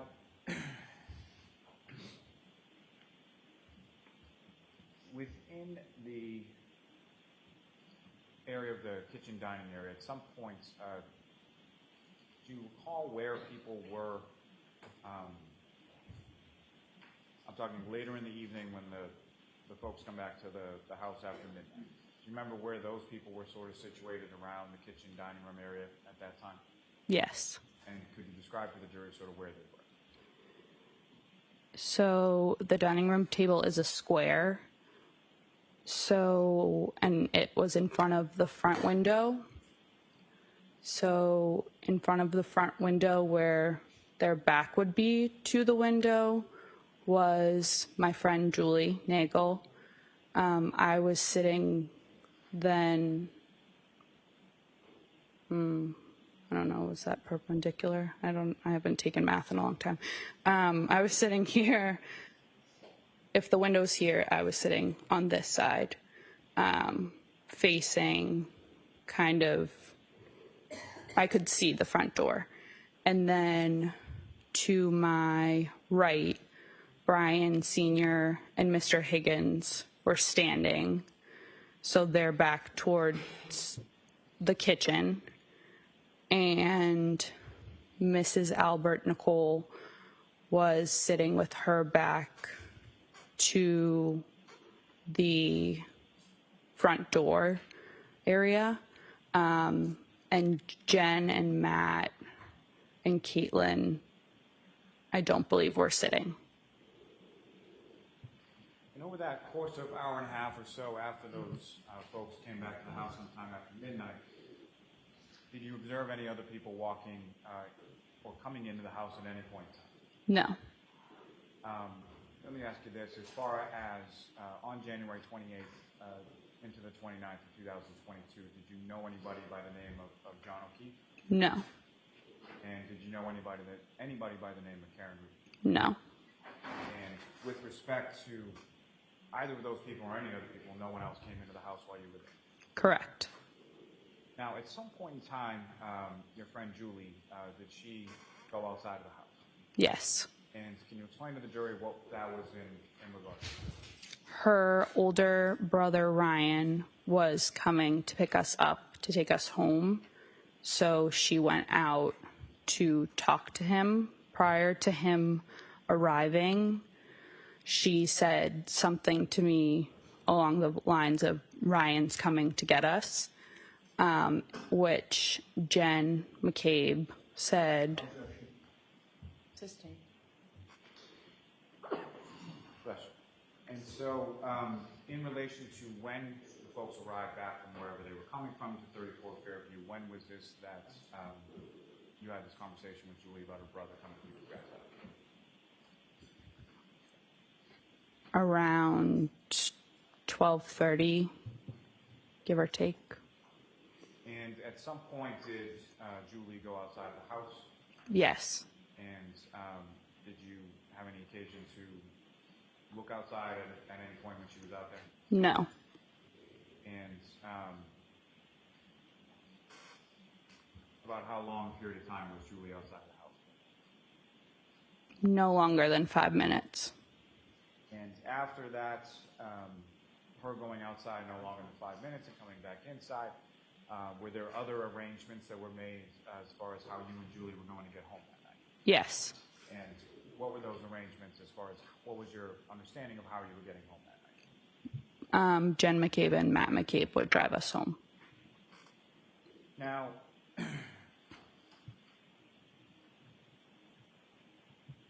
Jen McCabe, around that time that Julie went outside of the house and came back in, what, if anything, did you observe her to be? Her phone was plugged in behind me, charging. She was checking it periodically. And again, if you could remind the jury sort of what was it that was behind you as far as where was you? So where I was sitting behind me was a wall. And then behind that wall would be the family room. And so I guess what I'm asking is, was there something specific that her phone was like resting on, or was it just sort of hanging out of a plug, or how was it positioned? I think it was just resting on the floor. And with reference to her phone, was that something that Ms. McCabe came over and looked at any point in time while it was charging? Yes. And how many times did you? I'm not sure, to be exact. Let me ask you this: was it once, or more than once, or something? More than once, I would say. And without any reference to anything that was said, was there some conversation that you had with Ms. McCabe during the time that she would come over and check or look at the phone? Myself, no. In general, I remember her saying someone was coming. And that someone that she indicated was coming, again, no one ever actually came into the house or was around the house that you were aware of, correct? Correct.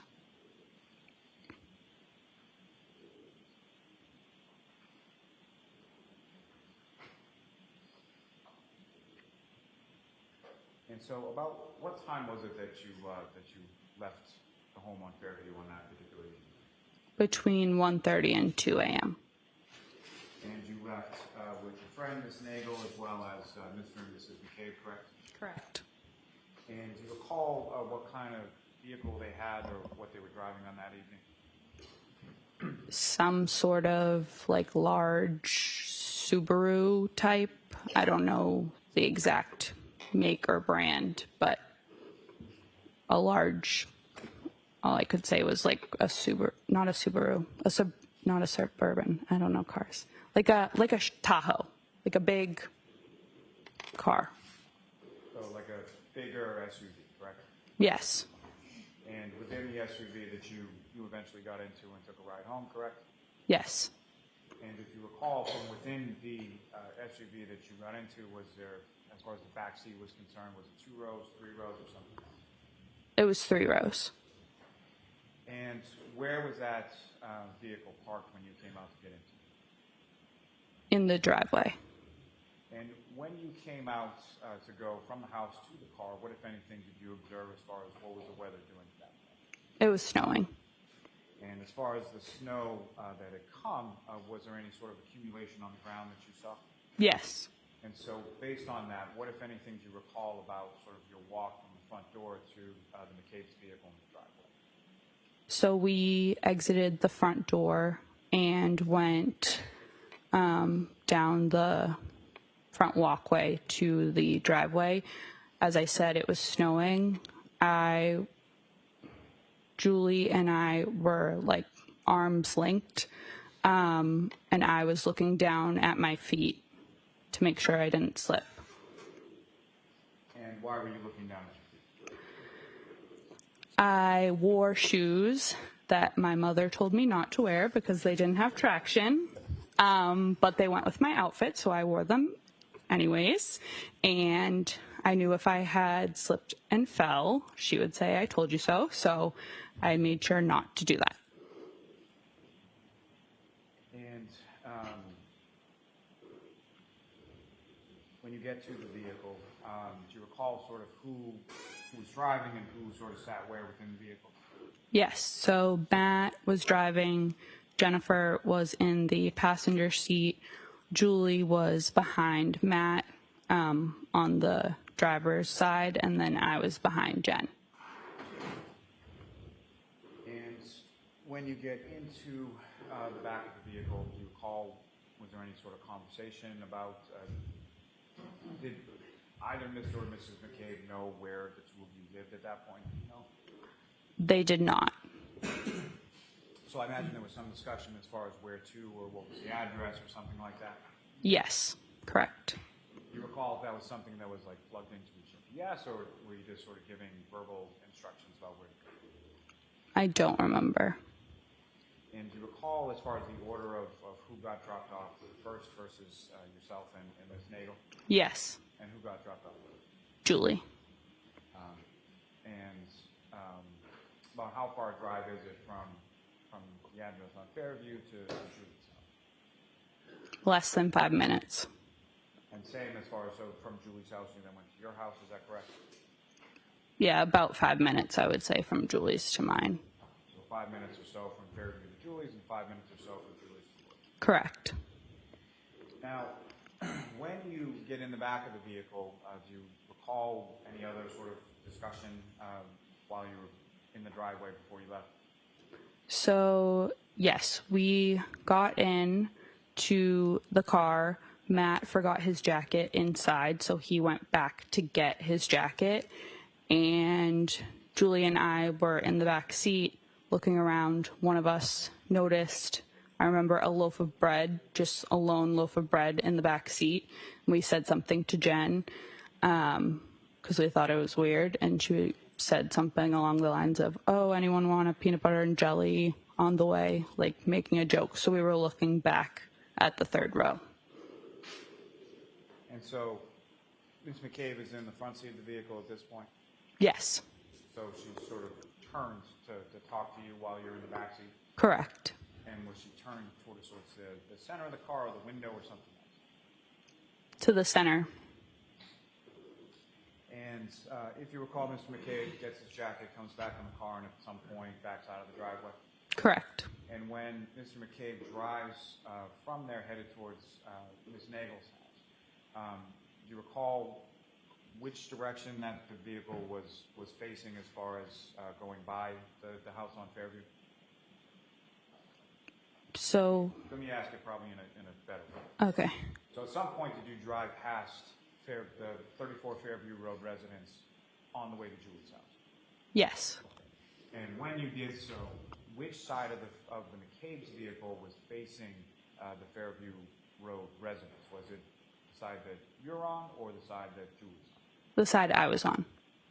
And at the time that you were driving past that, was there a conversation still that was going on in the backseat of the car or with anybody else in the car? Yes. And who was sort of engaged in conversation at that point? Myself and Julie. And so you're looking at her direction while you're talking to her, is that correct? Correct. And as you're driving past the house, what, if anything, does Julie say? Objection. Ask it differently, Mr. Riley. As you're driving past the house, what, if any, conversation were you having with them? Objection. All right, so I'm going to see counsel at sidebar on this one issue. Jurors, feel free to stand up.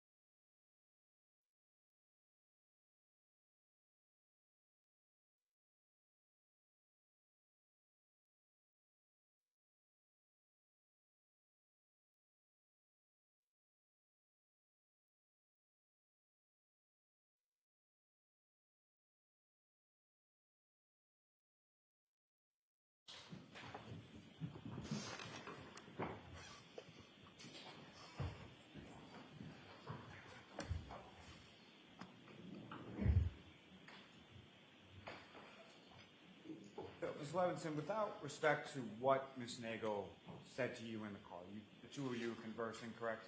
Correct. And as you're pulling past the house, she says something to you, correct? Or says something out loud?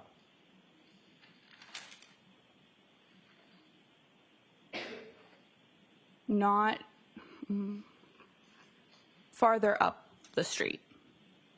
And so when you're talking about farther up the street, where was the vehicle in relation to the house at 34 Fairview when she says something? The house was behind us. And so based on what she had said, where does your attention go?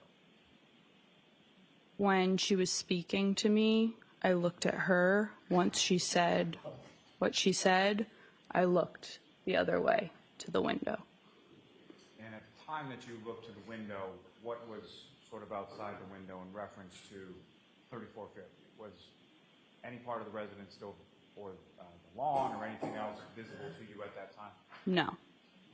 And so was a neighboring house, is that fair to say? One of the neighboring houses, yes. So whether it was a next door neighbor or a couple of houses down, it was past that point, correct? Correct. And was there any further discussion that you recall in the backseat of the vehicle between yourself and Julie in relation to that earlier statement? I asked for clarification. Did you receive any further clarification? No.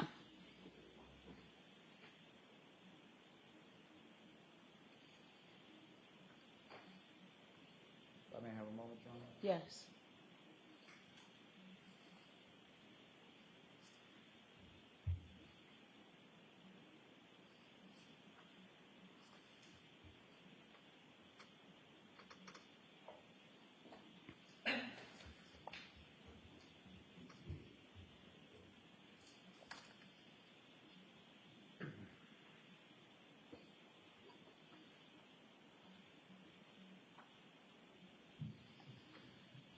Nothing further for this witness, Your Honor. All right, so this is a good place for us to take our morning recess to see folks about 15, 20 minutes. All rise to the court, please.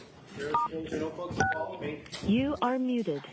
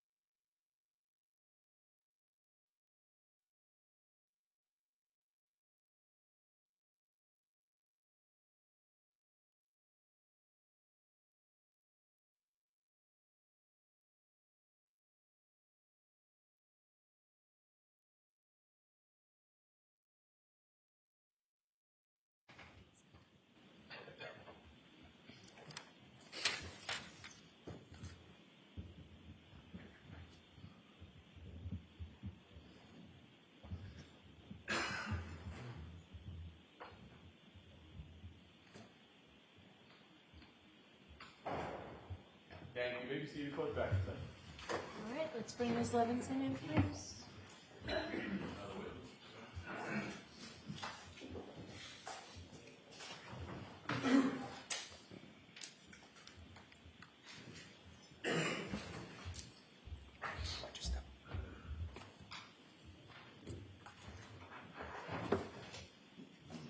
All right, Ms. Giannetti. Thank you, Your Honor.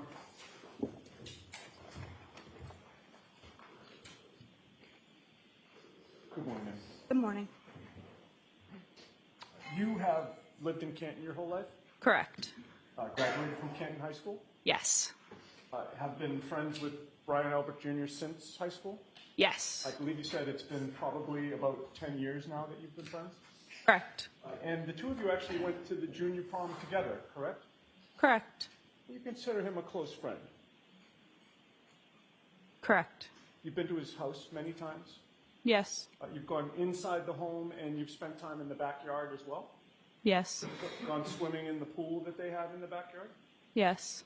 And in high school, you would hang out in their basement, would you not? That's correct.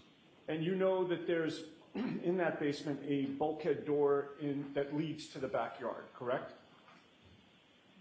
I never noticed it. You're also on good terms with other members of the Albert family. Correct. You know his brothers and sisters, correct? Correct. Caitlin Albert, Brendan Albert, Kayla Albert, and Jack Albert. Yes. You also know his cousins? Depends which ones, but yes. Some of them. Yes. You know that Jennifer McCabe's daughters are Brian Albert Jr.'s cousins, correct? Correct. And you know both of Brian Jr.'s parents, Brian Albert Sr. and Nicole Albert, correct? That's correct. And you actually call Nicole Albert by her nickname, correct? Sometimes yes. And what is that nickname? Coco? And you know Brian Albert Sr. relatively well, having been over the house so many times, correct? Depends what you qualify as well, but yes. Do you find him a little standoffish? He's quiet. But in any case, you're comfortable at the Albert home.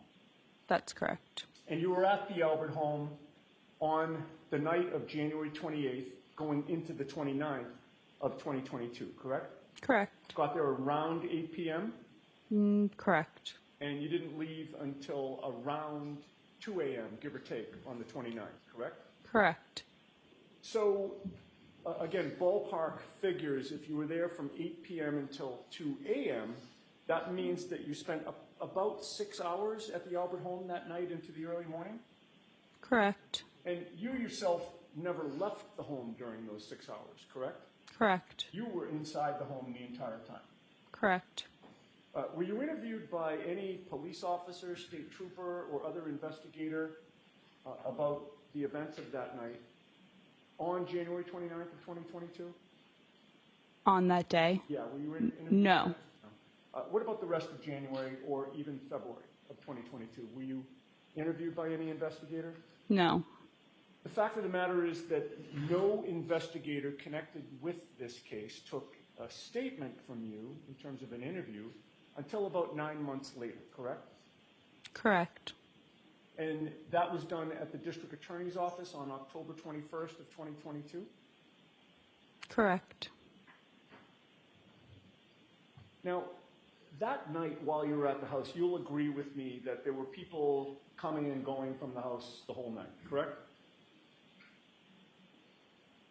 I mean, you would have to be more specific. Okay, so I'm not talking about like every minute on the minute, but during those 6 hours, you saw people come and you saw people leave, correct? Yes. But you were not standing guard at the door to take note of everyone who was entering or leaving or the times that they were entering or leaving, correct? Correct. You were not, keeping a log, for instance, of when somebody came in or when somebody left. No. And when you got there around 8 a.m., you came with your good friend Julie Nagel, correct? Yes. Julie's father dropped you off there. Yes. You saw Nicole Albert, Julie Albert, Caitlin Albert, and Brian Albert Jr. when you arrived, right? Correct. Then Julie Albert, Caitlin Albert, and Nicole Albert left, right? Yes. But then 4 of the friends of Brian Jr. arrived, right? Yes. And you had named them when Mr. Lally was asking you questions before the break, right? Yes, correct. So with those 4 friends, with you and Julie and Brian Jr., that meant that at that point there were 7 people in the house, right? Yes. Actually, there were 8 people because Colin Albert was there as well, correct? It depends on what time you're referring to, but yes. He got dropped off there at some point. Yes. And then he was one of the 8 people, including yourself, that you were with. Correct. You never saw him walk in the door, did you? I don't remember. You don't remember seeing him actually enter the house, correct? Correct. But during the night, you actually sat right next to Colin Albert at the table, correct? Yes, that is correct. And with regard to Colin Albert, I believe you testified, you really wouldn't say he's a friend of yours, right? That's correct. He was more of an acquaintance, was he not? That's correct. Somebody that you met, but you didn't hang around with, right? Yes. You have never been in a hot tub with Colin Albert, correct? Not that I know of, no. You never took a trip to Maine with Colin Albert, right? Objection. No. Sustained. Because going away on a road trip, that'd be something that you do with a friend, right? Objection. Sustained. Okay. And with regard to those 4 friends of Brian Jr. who arrived, your best estimate is that they came sometime between 11 p.m. and 12 a.m., right? Sorry, can you repeat that? Sure. I'm talking about Courtney Albert, Catherine Duty, Emily Fabiano, and Mary Kent. Strike that. You know what? Let me withdraw that question and rephrase it. They left sometime between 11 p.m. and 12 a.m. Correct. And you can't be sure precisely when they left because, again, you weren't watching the clock to make note of when people made their exits, correct? I know they left before it was Brian Jr.'s birthday on the 29th, so I know it was before midnight, but other than that, no. Right, and that's like an hour span of time that they could have left within, correct? Correct.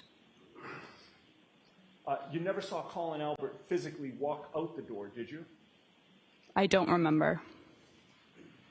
And then at some point before midnight, Brian Albert Sr., Brian Higgins, Nicole Albert, Jennifer McCabe, and Caitlin Albert all arrived at the Albert home, correct? Yes, I don't know if you said Matt McCabe, but And yes. Matt McCabe as well. Yes. And you would agree with me that Brian Higgins and Brian Albert arrived at about the same time? Yes. And that Caitlin Albert, Jennifer and Matt McCabe, and Nicole Albert all came back around the same time? Correct. Now, from that point until the time that you left around, and that was around 2 a.m., right? Give or take? Correct. From that point until around 2 a.m., the only person who left the house was your friend Julie Nick, right? Correct. Your understanding was that she went outside to talk to her brother Ryan Nick, right? Yes, that's correct. All right. And in addition to not remembering seeing Colin Albert leave, you also did not see Brian Higgins physically leave, correct? I don't remember. And you also don't remember seeing Caitlin Albert leave, correct?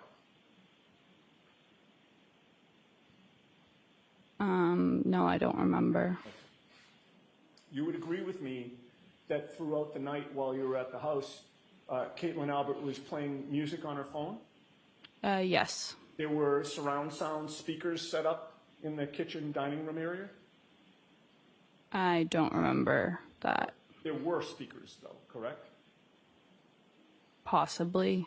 So I don't remember. Your memory is not that Caitlin Albert had a song or songs playing on her small iPhone, was it? No, it was on a speaker. I'm just not sure if it was surround sound or a Bluetooth speaker like it was previously in the night. All right, fair enough. People were singing and dancing, right? Correct. Pretty much everybody was singing, correct? Correct. People were talking. Correct. Everybody appeared to be in a good mood and having a good time. Yes. And with the music, the singing, the dancing, the talking, the drinking, there was a lot of activity going on in the kitchen dining room area, correct? Yes. There was plenty of, to pay attention to with regard to the people that were in that area, right? Yes. Brian Jr. was in the kitchen essentially the whole night. Yes. Jennifer McCabe was charging her phone on the kitchen island at one point. Behind it, but yes. Did she pick up her phone in your presence to make any calls or text anybody? She picked up her phone. I'm not sure what she did with it. But in any case, you'd agree with me it was noisy in the kitchen. Yes. And the kitchen's in the back of the house. Yes. Now, you had seen the Albert family dog, the German Shepherd, Chloe, prior to that day, correct? Yes. And Chloe was not a very outgoing dog around people, correct? Correct. In fact, your impression was that she was a former police dog, correct?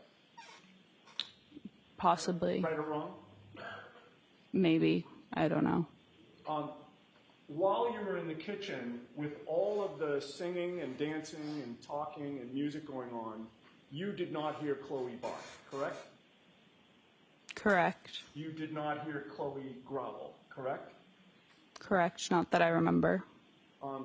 You did not hear somebody get hit in the back of the head with anything, correct? Objection. Go ahead, you can answer that. Correct.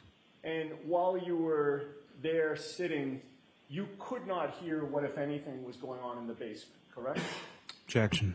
Sustained. Okay. You were catching a ride home with the McCabe's ultimately, correct? Correct. At that time, you believed that you, Julie Nagel, Jennifer McCabe, and Matt McCabe were the last to leave 34 Fairview? Correct. So at that time, you believed that Brian Higgins and Caitlin Albert had left before you, correct? I believe so. But you didn't see Brian Higgins or Caitlin Albert physically walk out the door. At least you have no memory of that, correct? Correct. And when you left, you didn't check every room in the house to see who was still there, correct? Correct. You never went down to the basement that night. That's correct. And when you left 34 Fairview, the snow was starting to stick to the ground at around 2 a.m.? That's correct. But there weren't mounds of snow or snowbanks that had formed, correct? Correct. And when you left the home, you could still see part of the red brick of the walkway that leads to the driveway, correct? Correct. And when you got to the driveway, you could still see part of the color of the pavement, correct?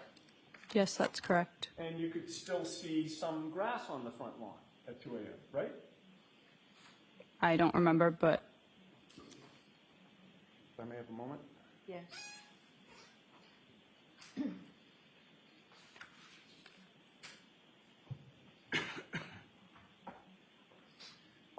You testified at a hearing on May 11th of 2023, so just about a year ago, in Boston, correct? correct. And neither the prosecution in this case, Mr. Lally and Ms. McLaughlin, or any of the defense team was there, correct? Correct. Some other lawyer was asking you questions, right? Objection. Sustain, move along with this. Sure. You were asked the question, quote, could you see the grass sort of on the lawn? And that was when you were leaving. And your answer was yes. Do you recall that question and answer? I don't recall that. If I suggested to you that that was the question and answer, would you dispute it? Objection. Sustain. Is your memory exhausted as to whether there was that question of you and that answer given? Can you rephrase that? Sure. Do you not remember whether you were asked that question that I just read and the answer that you just gave? I don't remember. Okay. If you saw that transcript, would that refresh your memory? Possibly. Page 187, Counsel. May I approach? Was there an objection? No?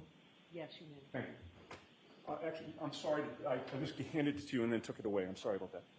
Lines 10 and 11, I would direct your attention. And just read it silently to yourself, please, and look up at me when you're done.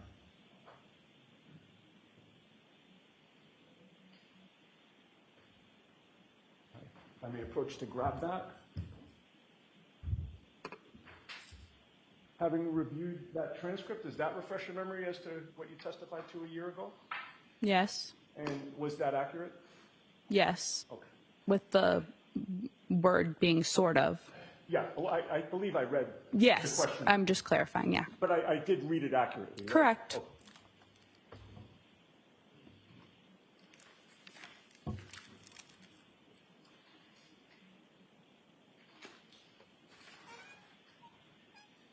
Okay.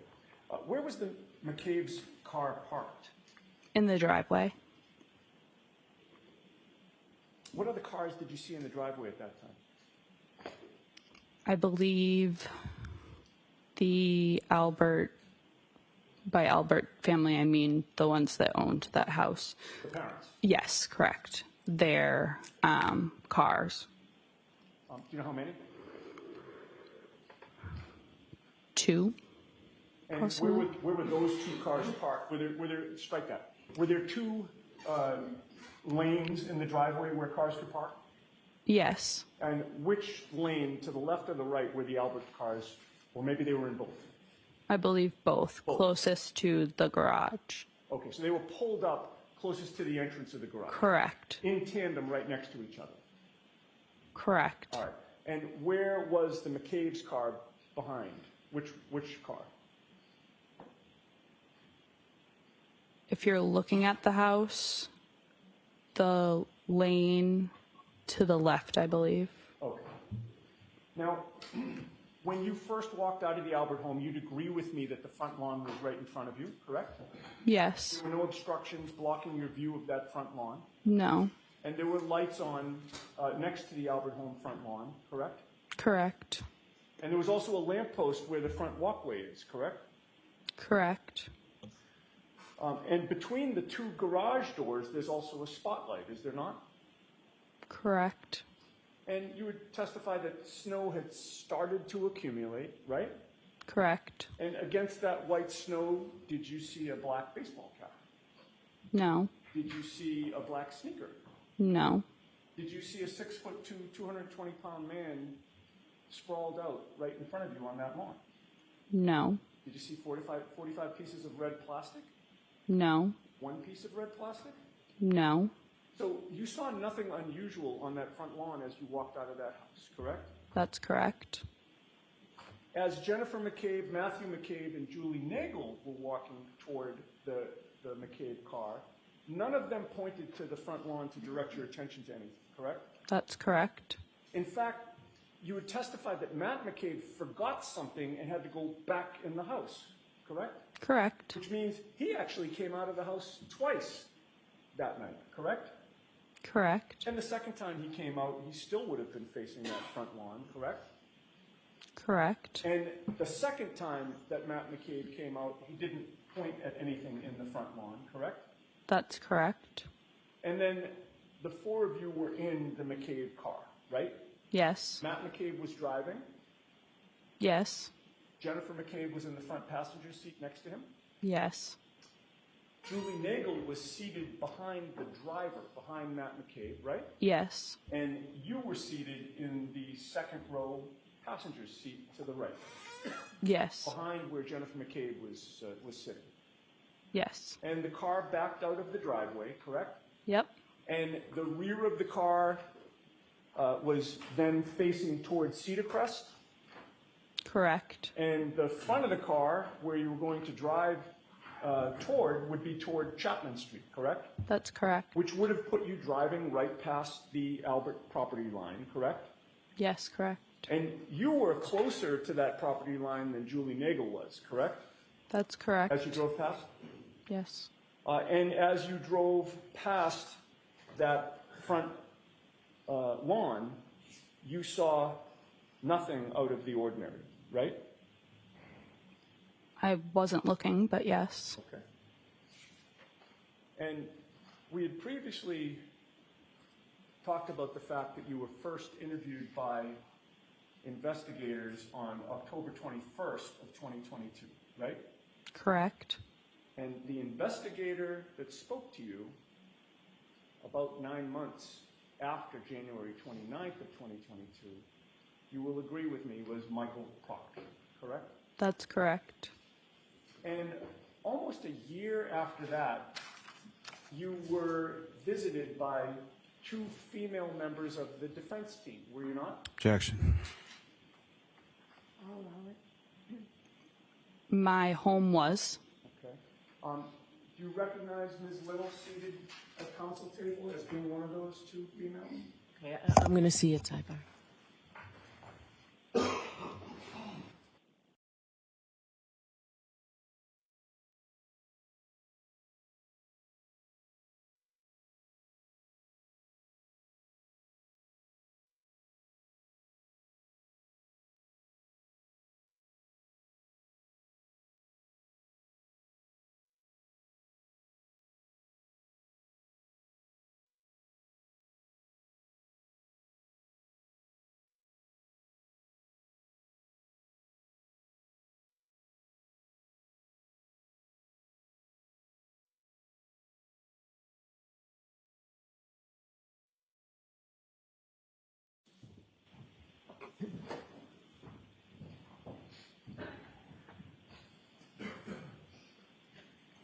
Is it fair to say, Ms. Levinson, that you decided not to speak to anybody from the defense team?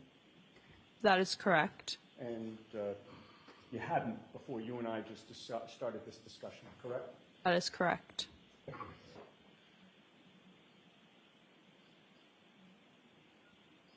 Nothing further. Thank you, Ron. All right, Mr. Lally.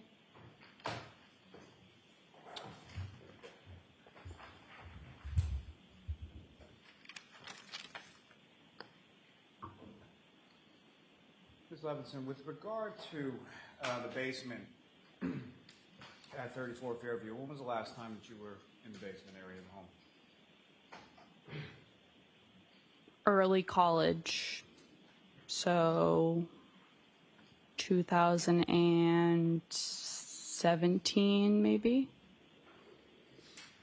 That period of time that you were talking about where Ms. McCabe had her phone on the charger and was coming over to check on it, do you recall whether or not Colin Albert was still in the house at that point? I don't believe so. You don't believe he was, is that correct? That is correct. Now, you come out of the house, you were asking questions about the lawn. The portion of the front lawn that you are talking about, as far as you observed, where is that in relation to the driveway? To the, well, if you're, Let me ask it a different way. So as far Okay. as, with respect to the front lawn area of the home, what part of the lawn did you make any observations of, or did you look at or see it when you were walking from the doorway to the vehicle? when I walked out of the front door, I went down the steps of the stoop and I looked in front of me, like down, not straight. So it would be the grass that borders the front walkway.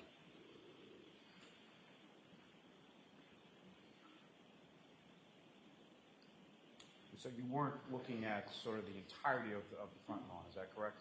That is correct. And when you spoke with Trooper Proctor, was he the only trooper there, or the only state police officer there when you spoke with him? No. Do you recall who the other trooper was? I don't remember the name specifically. It was not like a common last name, though. I know that. And as far as defense investigators or anybody else coming to your house, you chose not to speak with them, is that correct?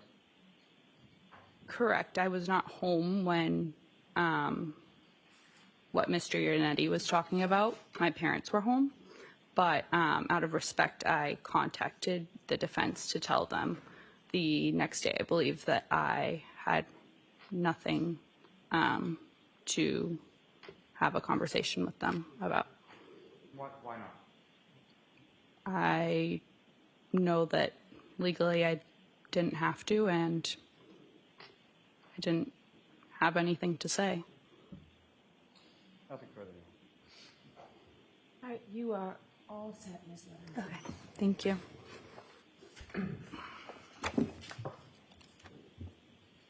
Your next witness, Mr. Lally. Yes, Your Honor. The Commonwealth will call Ms. Julie Nagel to the stand.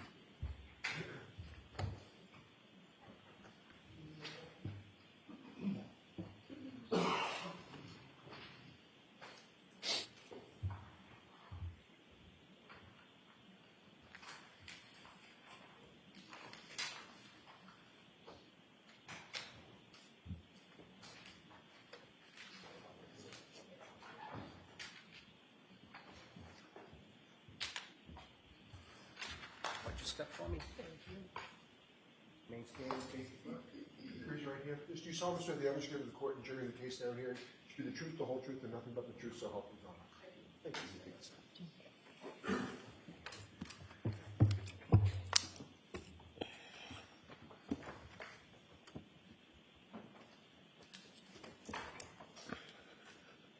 Whenever you're ready, Mr. Lally. Thank you, Your Honor. Good morning, ma'am. How you doing? Could you please state your name and spell your last name? Yep, it's Juliana Nagel, Nagel, And where do you live, ma'am? Canton, Mass. And how long have you lived in Canton, Mass? My whole life. And who, if anyone, do you live in Canton? I live with my parents and my brothers, but mostly now just my parents. And how many brothers do you have? I have 2 older brothers. And what are their names and sort of how much older than you are they? My oldest brother Ryan is 31, and then my other brother Sam is 27. And do you work, ma'am? I do. I work for a car rental agency. How long have you been doing that? A little over a year and a half. Now, ma'am, if I could draw your attention to January 28th, 2022 into the early morning of the 29th. Do you recall where you were that evening? I do. And where did you go then? To my friend Brian Albert's house. And your friend, that's a Brian Albert Jr., is that correct? Yes, Junior, yep. And how is it that you know Brian Albert Jr.? We went to school together, high school, so I've known him for quite some time. And was Brian Albert Jr., was he in the same grade or the same class as you? Or He was a year below me. and do you recall about what time it was that you went over to his house the evening of the 28th? I'm not sure exactly, but I would say probably around like 6. And do you recall what day of the week that was, the 28th and the 29th? I believe a Friday. Or Friday and Saturday, is that correct? Mm-hmm. And how did you get? Yes.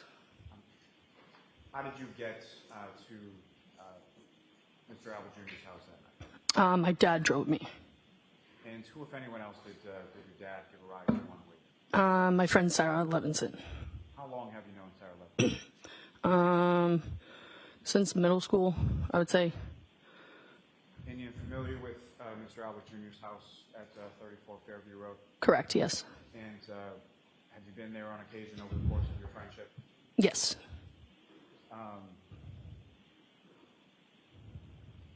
Now, what was, as far as your understanding, what was sort of the plan for that evening? Just hang out, have some drinks for my friend Brian's birthday.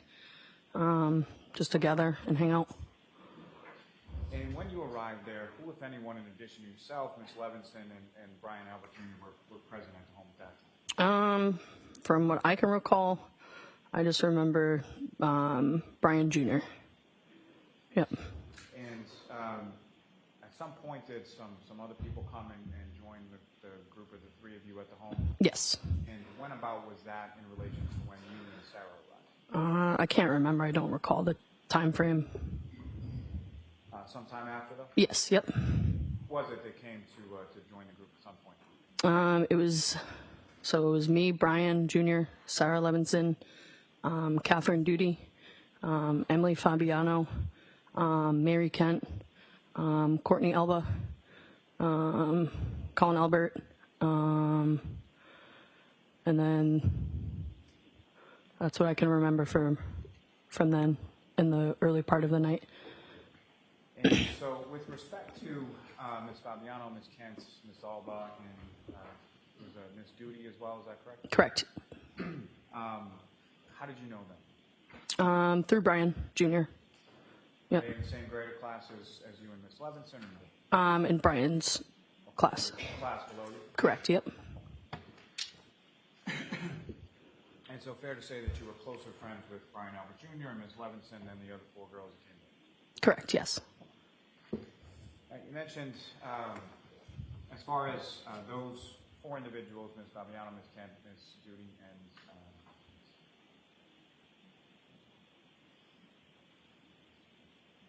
Kent, Ms. Fabiano, Ms. Judy, and Ms. Alba.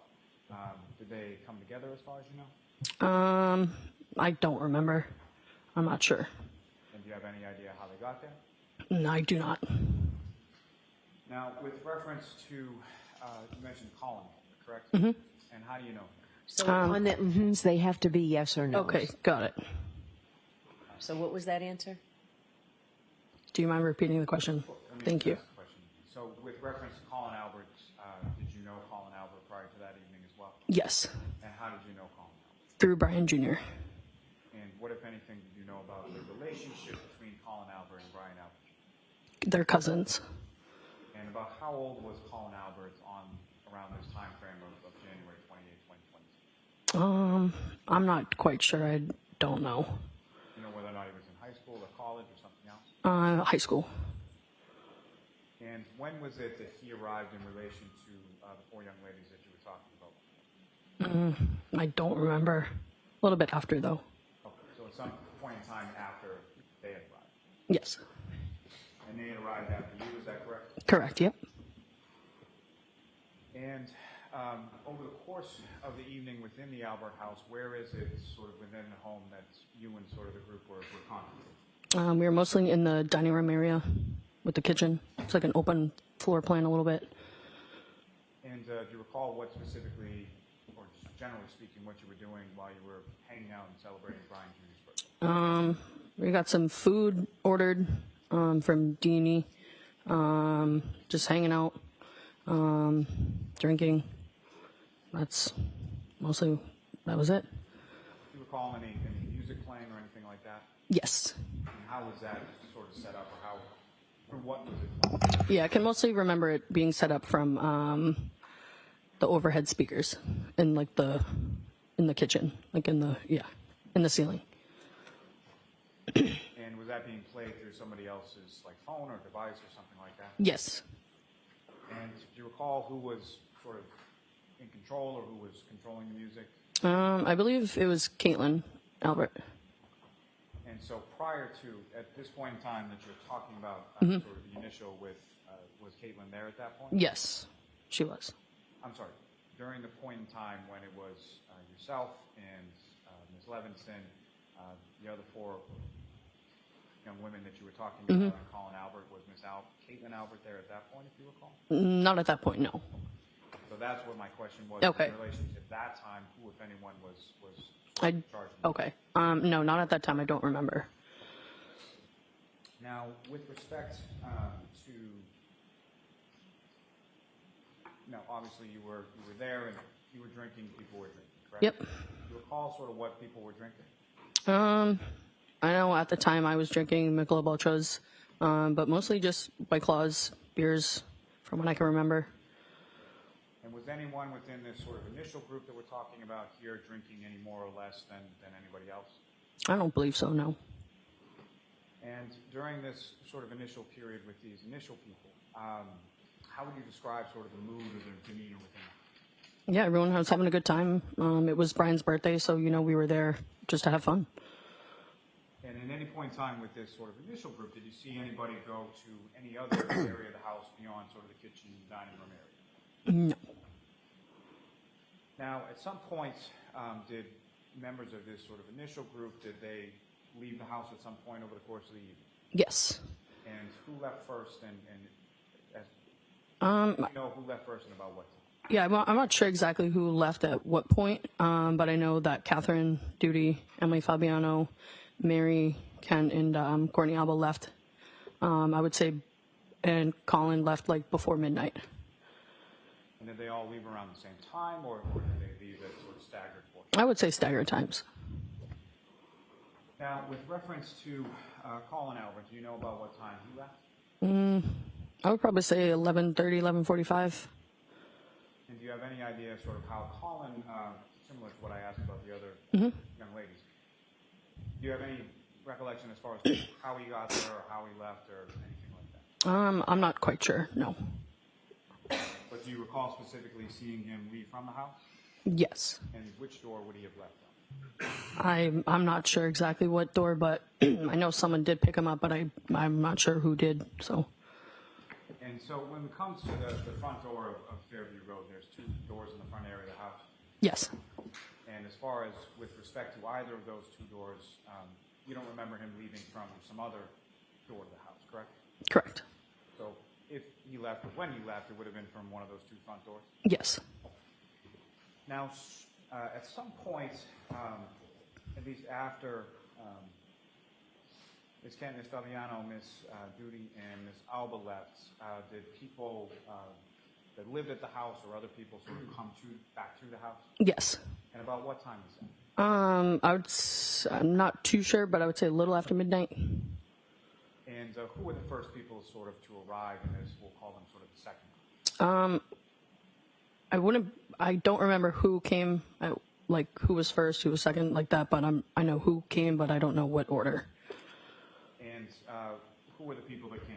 Yeah, so it was Nicole Albert, Brian Albert, Brian Jr.'s parents, Matt McCabe, Jennifer McCabe, Brian Higgins, and that's it. And Caitlin Albert, sorry. Okay.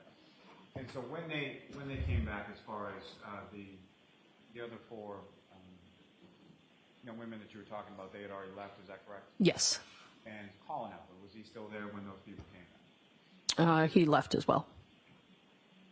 And so Brian Albert Sr. and Nicole Albert, those are Brian Albert Jr.'s parents. Correct, yes. We're familiar with them, obviously, prior to January 28th. Yes. And you mentioned Jennifer and Matthew McCabe, is that correct? Yes. And were you familiar with them prior to January 28th? Yes. And how are you familiar with them? I'm through Brian Jr., just hanging out with them a few times, so just know them through the family. And so through the family, well, my next question is, what, if any, relationship did they have to your friend Brian Albert Jr. that you... They are his aunt and uncle.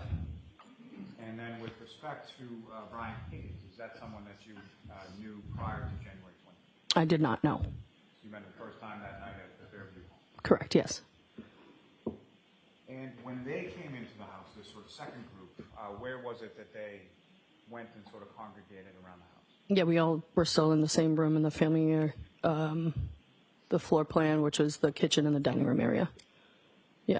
At any point in time, well, let me ask you this. They come sometime shortly around or after midnight, is that fair to say? Yes. Okay. And about how long after they arrived, or about what time was it that you left the house for the evening? I'm sorry, could you repeat the question? At some point you went home that night? Yes. What time was it? I would say, give or take, like 1:45.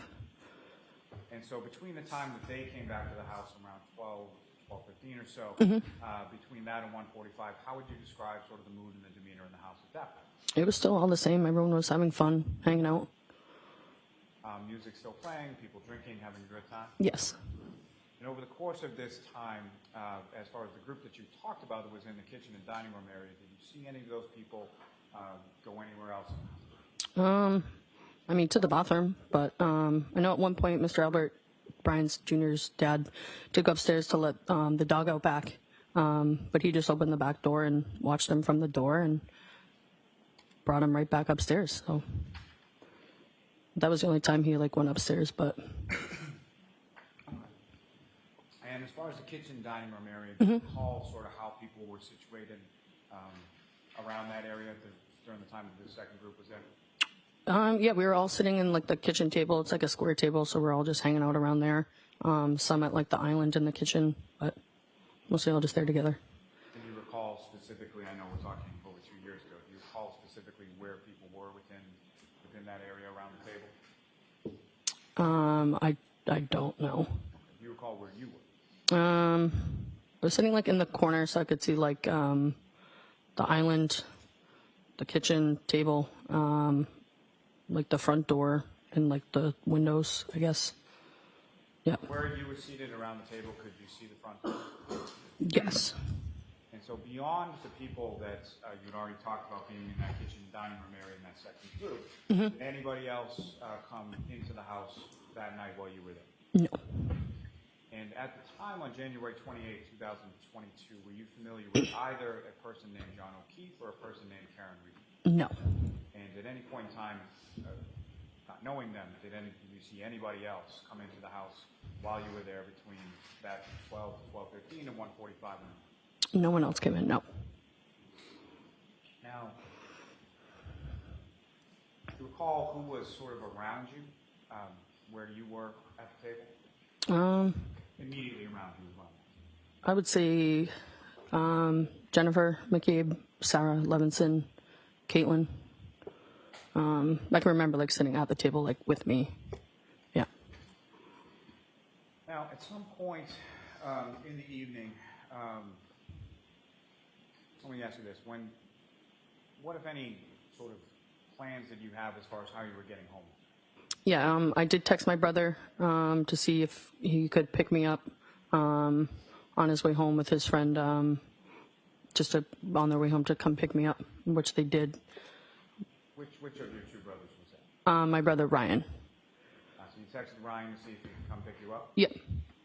And did you have to give him like an address or anything like that, or how did you explain to him where you were? I just said I was at Brian Jr.'s house, if he could pick me up. And is that somewhere that your brother had picked you up from on prior occasions? Yes. And about what time, if you know, did you send that text to your brother about getting picked up? I'd probably say a little after, probably like 15 minutes after midnight. Yep. And as far as the other people in that second group that you were talking about, how did you reach out to Ryan to get picked up? Are those other people there? Yes. And you indicated that your brother then came to the house at some point? Yes, he did. And about how long after you texted him did he arrive, if you know? I'm not quite sure. And when he arrived, did he come into the house or did he reach out to you in any way to let him know? He just texted, oh, sorry. No, I'm sorry. Did he reach out to you at any point to let you know that he was there? Yes, he did text me saying that he was outside. And upon receiving that text, where did you go? I went out through the front door. Now, before you went out through the front door, what, if any, conversation, well, let me strike that as far as conversation, but who, if anyone, did you speak to about the fact that your brother was outside of the house? Yeah, I just mentioned saying my brother's outside. I do remember someone or a few, I want to hear the answer first. just a few people saying, oh, just have your brother come in. So I went outside, and it was my brother in the passenger seat, his friend Ricky, and then his ex-girlfriend Heather. I asked them if they wanted to come in. They said no. I'm going to let that stand, but next question. So you go outside to where your brother is, right? Yes, And do you recall which of the two front doors you used to go outside? I used the front door. Front door is the one with the brick steps, is that correct? Correct, yes. You come down the brick steps, go down the walkway. Do you recall how you came down to where your brother was?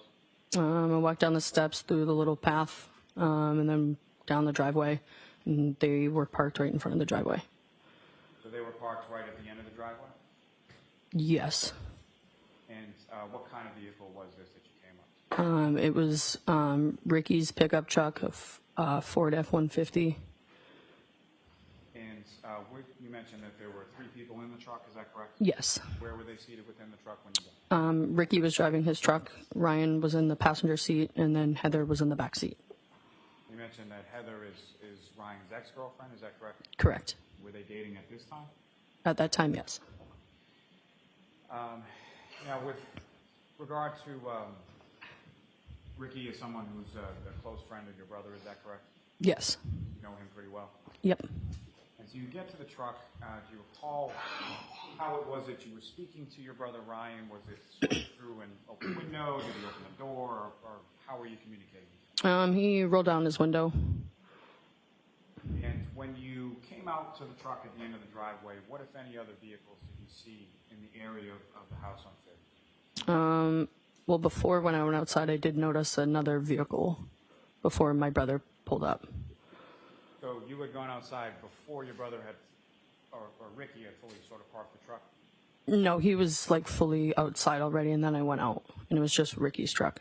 Okay. And so at some point later, there was another vehicle that came up? Prior, Right. correct.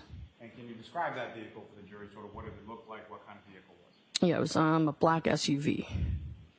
And had you ever seen that vehicle before? No. And you go up to the truck and you're talking to your brother, is that correct? Yes. Now, with regard to, about how long a period of time were you talking with your brother next to the truck? I would say maybe 3 minutes max, not even. And did you invite your brother and his friends inside the house? Yes. How did they respond? They said, no, we just want to go home. And then I was like, I'll find out another ride home. And so that brings me to my next question as far as arrangements for you coming home. Was there any, prior to you coming out of the house, was there any talk or discussion about how you would get home if you didn't go home with him? Yeah, Matt McCabe and Jennifer did offer to drive me home if I didn't want to go home with my brother. So I just stayed and then took their offer. So you decided you wanted to stay and took them up on their own. Correct, yes.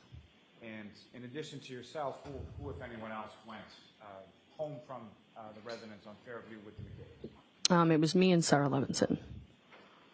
Now, if I could bring you back to that period of time when you're outside, the vehicle that you were talking about, where is that in relation to the pickup truck that Ricky's driving? Well, it was like the SUV wasn't there when my brother was there. It was like before. Like when I was inside, I noticed it. Yeah. And so at the time that you were talking to your brother with the pickup truck, was the SUV still there? I don't believe so, no. And so where was that SUV parked in relation to where the truck was? So when I noticed, looking out the window, I did notice the SUV in front of the mailbox, and then pulled up a little bit in front of the yard, and then stopped, and then pulled up again towards the flagpole. So you saw it in sort of 3 different locations at the time that you were seeing it? Correct, yes. And again, where were you in relation to the vehicle at the time that you made these observations? I was inside at the dining room table, looking out the window. And at any point in time, did you see anybody come out of that? I did not know. And at any point in time, did you see any sort of, well, when you came out initially to, or when you were looking out and when you came out, did you recall anything about the weather and sort of what it was doing at that point? It was, I would say like flakes of snow, a little dust on the ground. And so from the dust on the ground, from either the SUV or the pickup truck that Ricky was driving, did you see any sort of like imprints in the snow from tires or anything like that? I don't recall. You don't recall if there was that much snow or what it was? Correct. And as far as anywhere in and around where you had seen the SUV at either of the 3 spots that you saw it, did you see any sort of like footprints in the snow or in the ground or anything like that? And did you see inside of the vehicle, see anybody inside at any point in time? No. And you never saw anybody get out of that vehicle at any of the 3 different points where you saw it parked, correct? I did not know. And when you saw the vehicle parked at those 3 sort of separate different locations, was the vehicle on? Was it running, if you could tell? I'm not sure, no.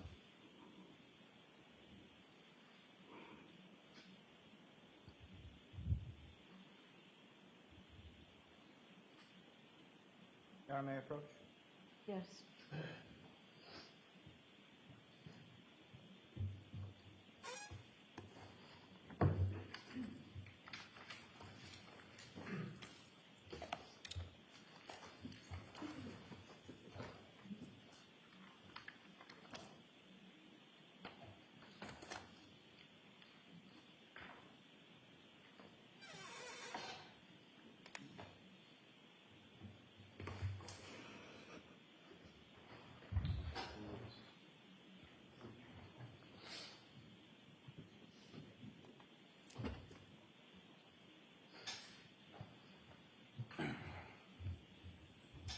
Nagel, I'm going to draw your attention to what's previously marked as Exhibit 71, 72, and 73.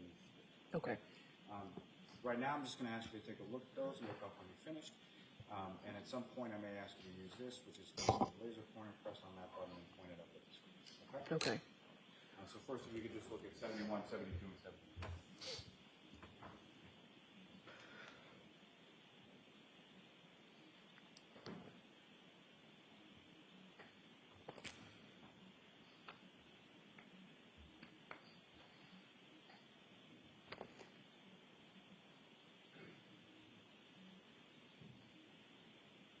All set. And generally, with respect to those three photographs, do you recognize what's depicted in them? Yes. And what do you recognize? That it's my friend Brian Albert Jr.'s house. Is that roughly what the house looked like at the time of January 28th, 29th, 2022? Correct. Yes. If I could ask you to flip just back to the first one that I showed you, Exhibit 71. And Your Honor, with the court's permission, may I publish that to the jury at this time? Okay.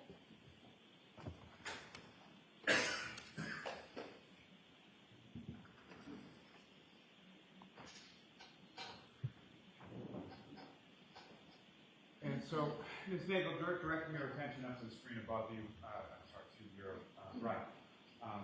This is what you have before you as Exhibit 71, is that correct? Yes. If you could, using the laser pointer that's on the desk in front of you, if you could direct the jury's attention to the door that you were talking about that you came out in order to come down and talk to your brother. Yes. That one right there. Now, with respect to Richard's truck, when you came out to speak with your brother Ryan, where was the truck parked? The truck was parked right here. And with respect to that vehicle, the black SUV, where that vehicle was initially when you saw it? Is that visible in this photograph? Yes. And if you could direct the jury's attention to where that.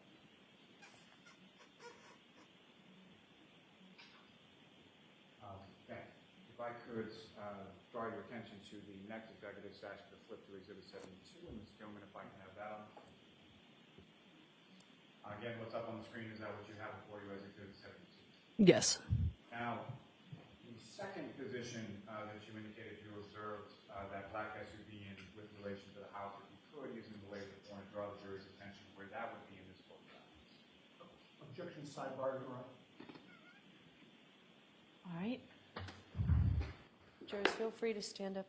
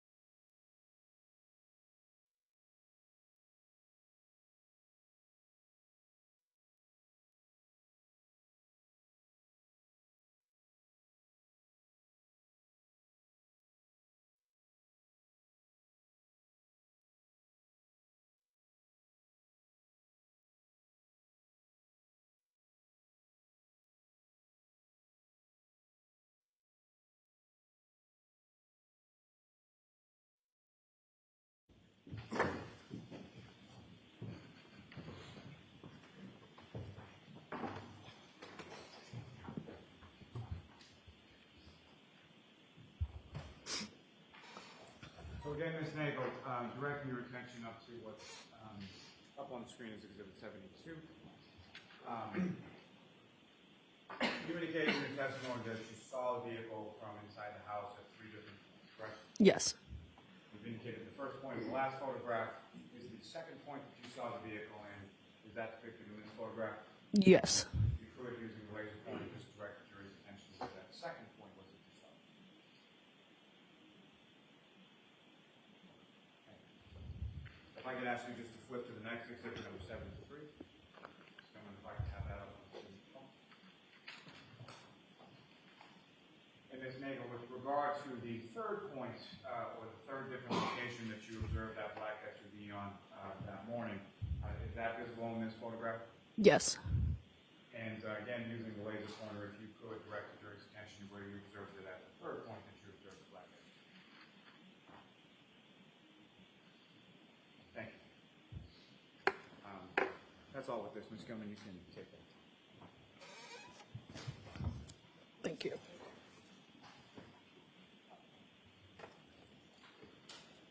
So, Ms. Nagel, you speak with your brother outside, and then at some point after a couple minutes come back inside, is that correct? Yes.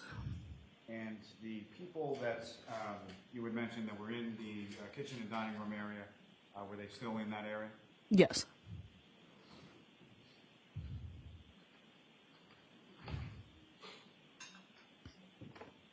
And at some point over the course of the evening, things eventually start to wind down and people are leaving the house, is that correct? Yes.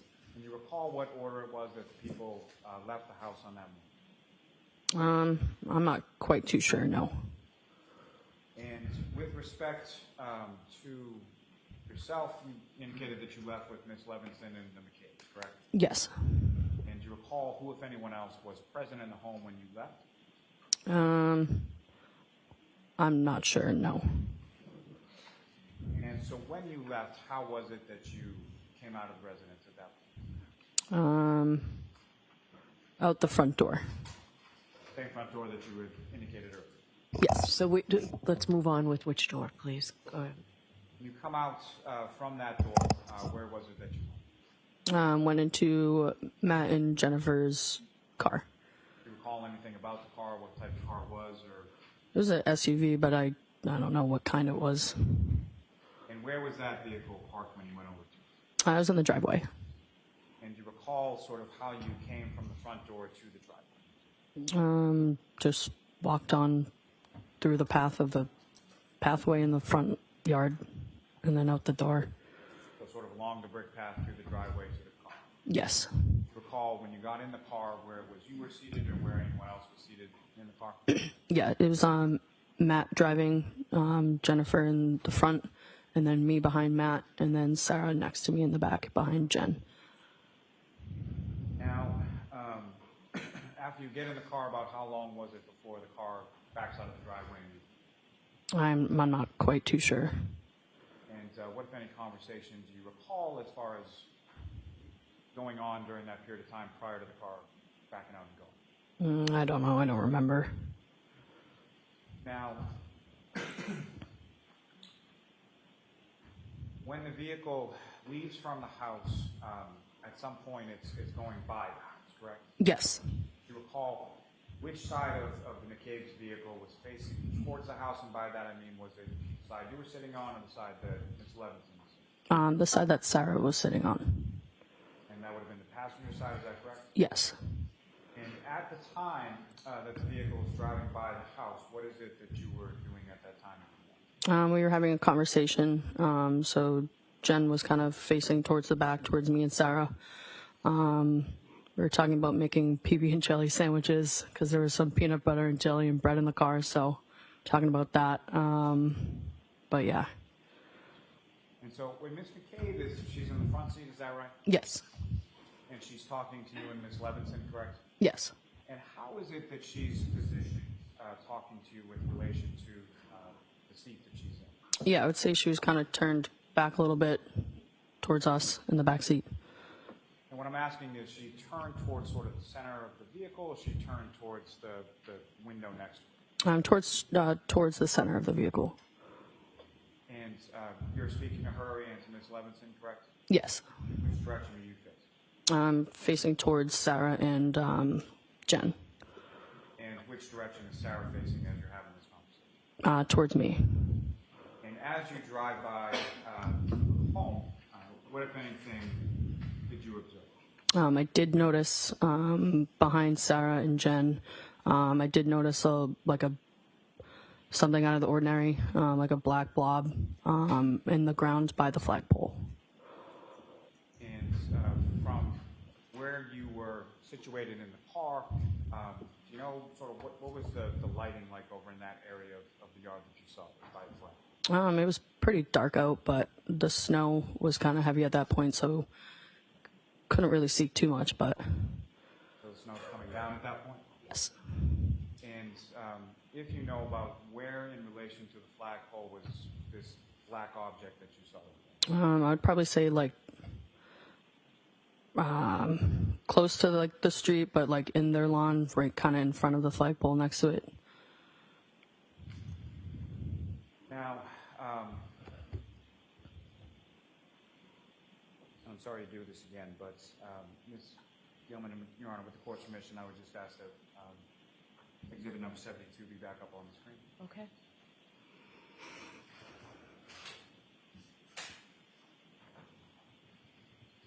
I'm sorry. I should actually ask for exhibit number 73. Now, Ms. Nagel, if I could ask the area where you saw this black object, can you see that area depicted in this photograph? Yes. And if you could, using the laser pointer, direct the jury's attention to where, as specific as you can be, where you observed it.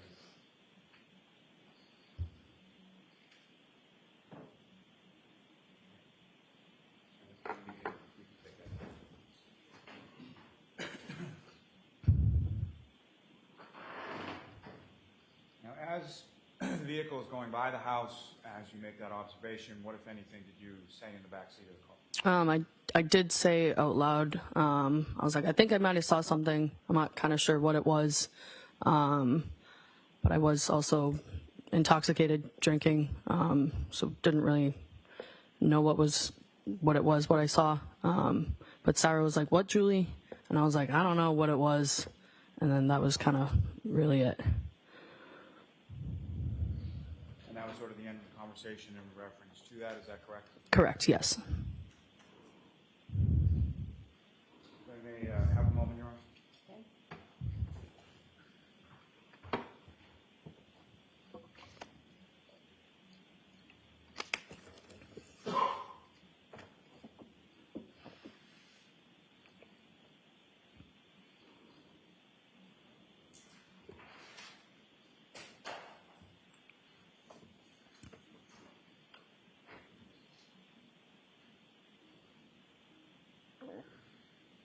Ms. Nagel, if I could just ask you one more question. With regard to the object that you saw in that area, the flagpole, can you describe how big an object it was that you saw? I'd probably say like 5 or 6 feet, like long, but And at the time that you were driving by at that point, could you tell what it was? not quite sure, no. It was just too quick to tell. Thank you. Nothing further. Thank you. Mr. Benetti? Thank you, Ron.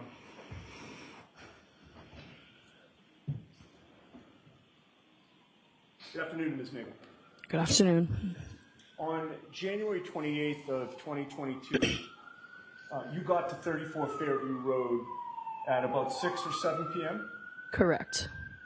and you didn't leave until 1:30 or 2 a.m., correct? 1:45 around there, yeah. Okay. So you were there approximately 8 hours? I'm not really sure about the math, but I guess so. A lot of hours. Yep.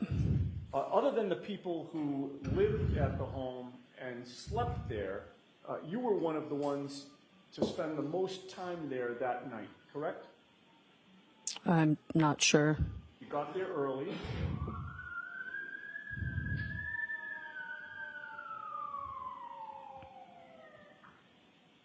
You got there early, correct? Yes. And you left late, correct? Yeah. And you were inside almost the entire time, correct? Yes.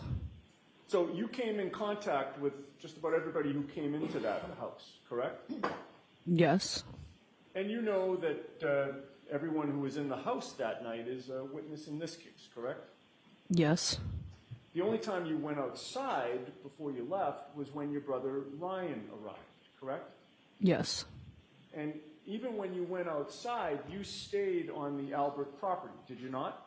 Yes, I did. And you had some contact with your brother out there, correct? Yes. And you know that he's a witness in this case as well, correct? I do, yes.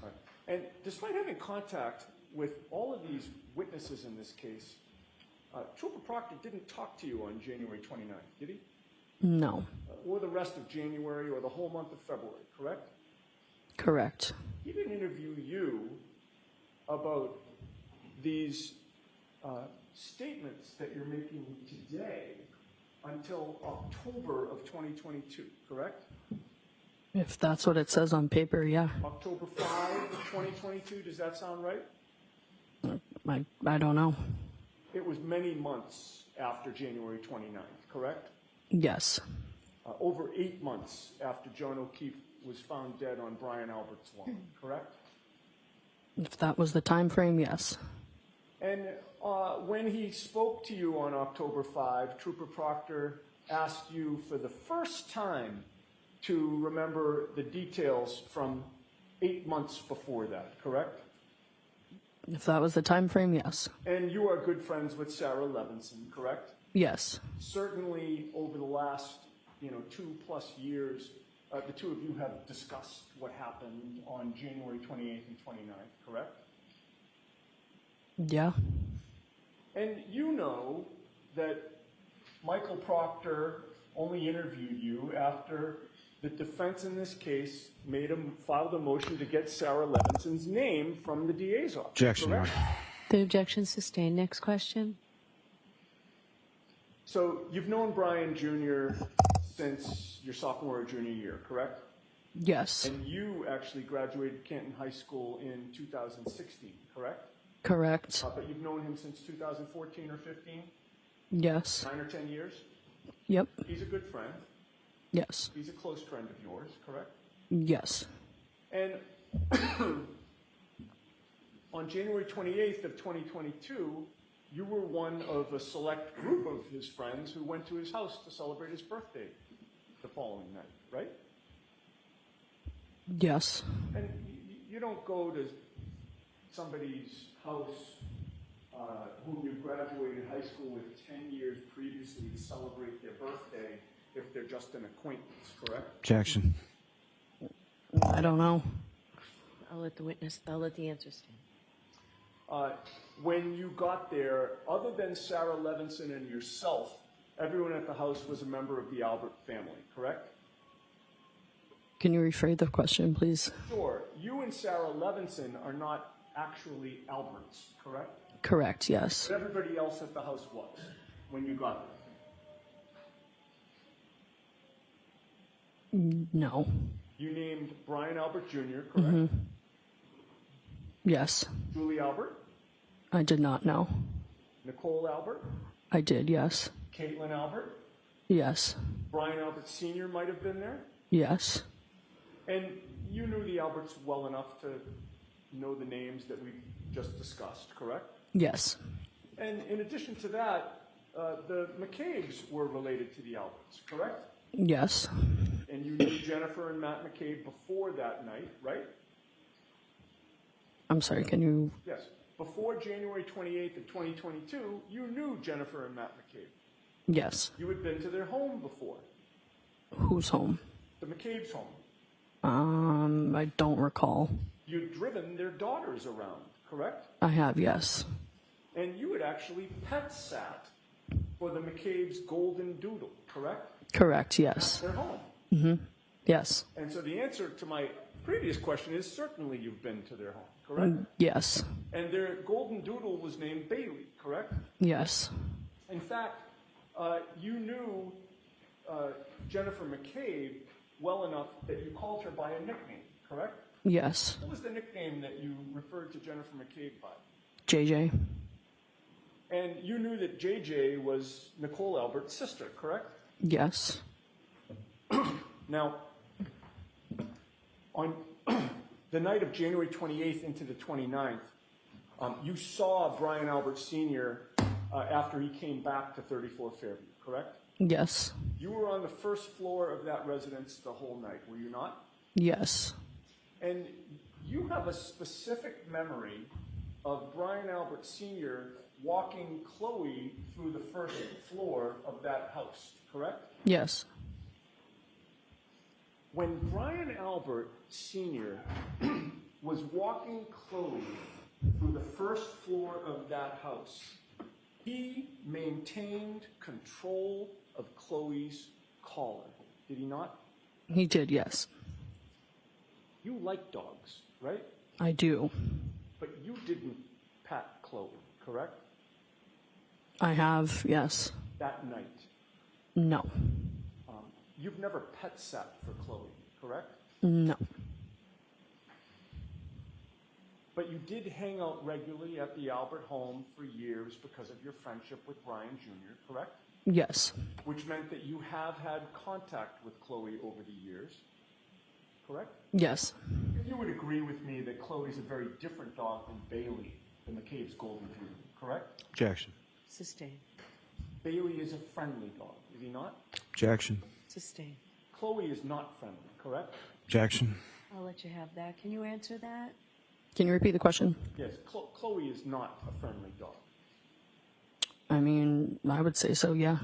It was clear to you that she is not good with people, correct? I'm not aware. On January 28th and 29th, while you were in the kitchen dining room area, you'll agree with me that there was music playing for most of the night, correct? For a decent amount, yes. And that area of the house has surround sound speakers? Yes. Everybody was in a good mood? Correct, yes. Talking? Yes. Drinking? Yep. Singing? I don't remember. Dancing? Yeah. And all the action was in the kitchen dining room area, correct? Yes. And that was where your attention was mainly focused, was it not? It was, yes. Because that's where everybody was. Yes. You were not monitoring the basement door, were you? No. And you never went down to the basement, correct? No, I did not. Prior to January 28th of 2022, you knew who Colin Albert was, correct? Yes. You knew that he was your friend Brian Jr.'s first cousin, right? Correct. When you were at 34 Fairview, you did see Colin there, correct? I did, yes. You believe that he got there shortly after Nicole Albert, Caitlin Albert, and Julie Albert left the residence, correct? At some point, yeah. And you say at some point, that's because you're not sure of the exact time when he got there, correct? Correct. You're also not sure of the exact time when he left, correct? I would say 11:30, 11:45, around there. He wasn't somebody who was important to you that night, was he?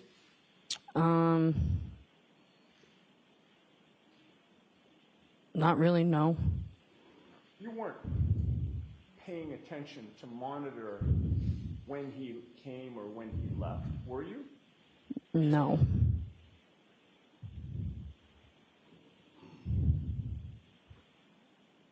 I said no. You never physically watched him walk out the door, correct? I don't remember. You can't even say which door he walked out, correct? I don't know. You never saw him get picked up. I did not know. You never saw any car arrive for him. I don't know. And you never saw how he got home. No. Now, on January 29th of 2022, after midnight,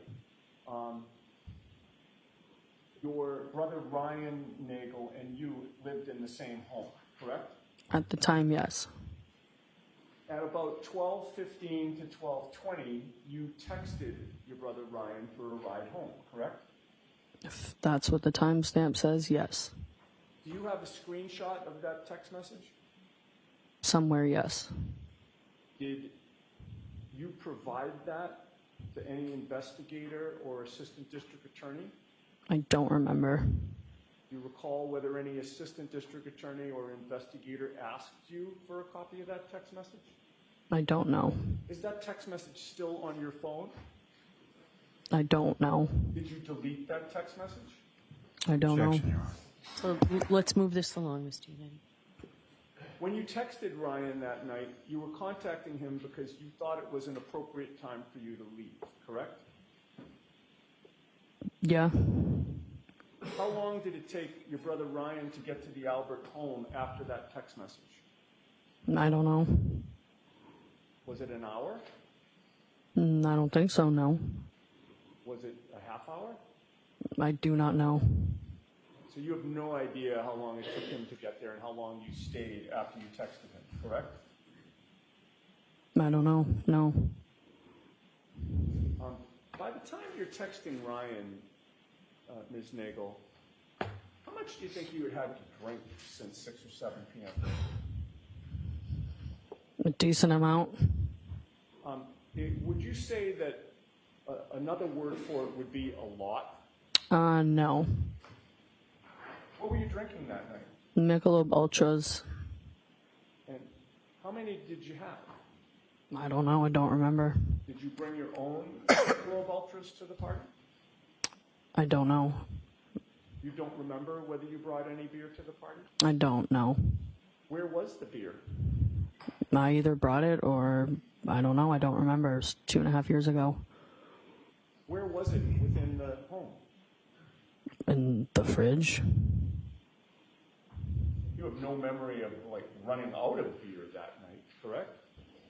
I don't remember, no. There appeared to be plenty of beer to go around, correct? For myself, yeah. Between the time that you texted your brother Ryan and the time he arrived, it's fair to say that you changed your mind about going home with him, correct? Yes. You changed your mind while you were still inside the Albert home, correct? I did not say that, no. Well, I'm asking you now. No. You changed your mind only after you left the residence and went out to talk to him? Yes. You claimed on direct examination that he was the one that said, why don't you stay longer? No, that's not what I said. Who was it that said that you wanted to stay longer? If myself. So you told him that you wanted to stay longer, correct? Yeah. I did. And when you went outside, you learned that he had come and his friend, is it Ricky D'Antuono? How do you pronounce the name? It's Ricky D'Antano. D'Antano. Ryan had come in Ricky D'Antano's gray Ford F-150 truck, correct? I'm sorry, can you repeat that? I butchered that. When you went outside, you saw that your brother Ryan was in Ricky D'Antano's gray Ford F-150 truck, correct? Correct, yes. He was sitting in the front passenger seat of the truck, correct? Ryan, yes. The truck was parallel to the Albert's residence, correct? Yes. It was not parked in the driveway. No. The truck was facing toward Chapman Street, toward going up the hill, correct? Yes. So Ryan's seat would have been the closest to the property, right? The passenger seat? I'm sorry, closest to the what? To the Albert home. Yes, correct. You walked down the driveway to get to the truck, correct? Yes. Dave's SUV was in the driveway at that point, was it not? Yes. And at that point, strike that. I want to go back, if I can, to when you were inside the house, because you had testified that when you were inside, you looked out the window and you saw a different vehicle, correct? I did, yes. That was the black SUV. Yes. And you've testified that you saw that black, from within the house, you saw that black SUV move 2 times, correct? More than 2. So it was at first parked near the mailbox, Yes. and then you saw it move forward, right? Yes. And then you saw it move forward again to near the flagpole, correct? Yes. And was there a third time that you saw it move? I saw it pull up, stopped, pulled up again, stopped, pulled up again by the flagpole, stopped. That's all I saw. All right. And that was all while you were inside the house, correct? Correct, yes. When it was pulling up like that, Ms. Nagel, wasn't going 80 miles an hour, correct? It was not, no. It wasn't going 50 miles an hour, correct? I mean, I didn't have a radar gun on me, but no. It was going at a safe speed, correct? Yeah. It wasn't going a very long distance, correct? Each time? No. Just a matter of several feet, correct? Adjusting its position? Just pulled up and stopped a few times. Right. And as you saw it pull up and stop a few times from within the home, its direction was always forward, correct? From what I saw, yes. You never saw that car back up, correct? No. You certainly never saw it speed at a crazy pace backwards, correct? Objection. Objection sustained.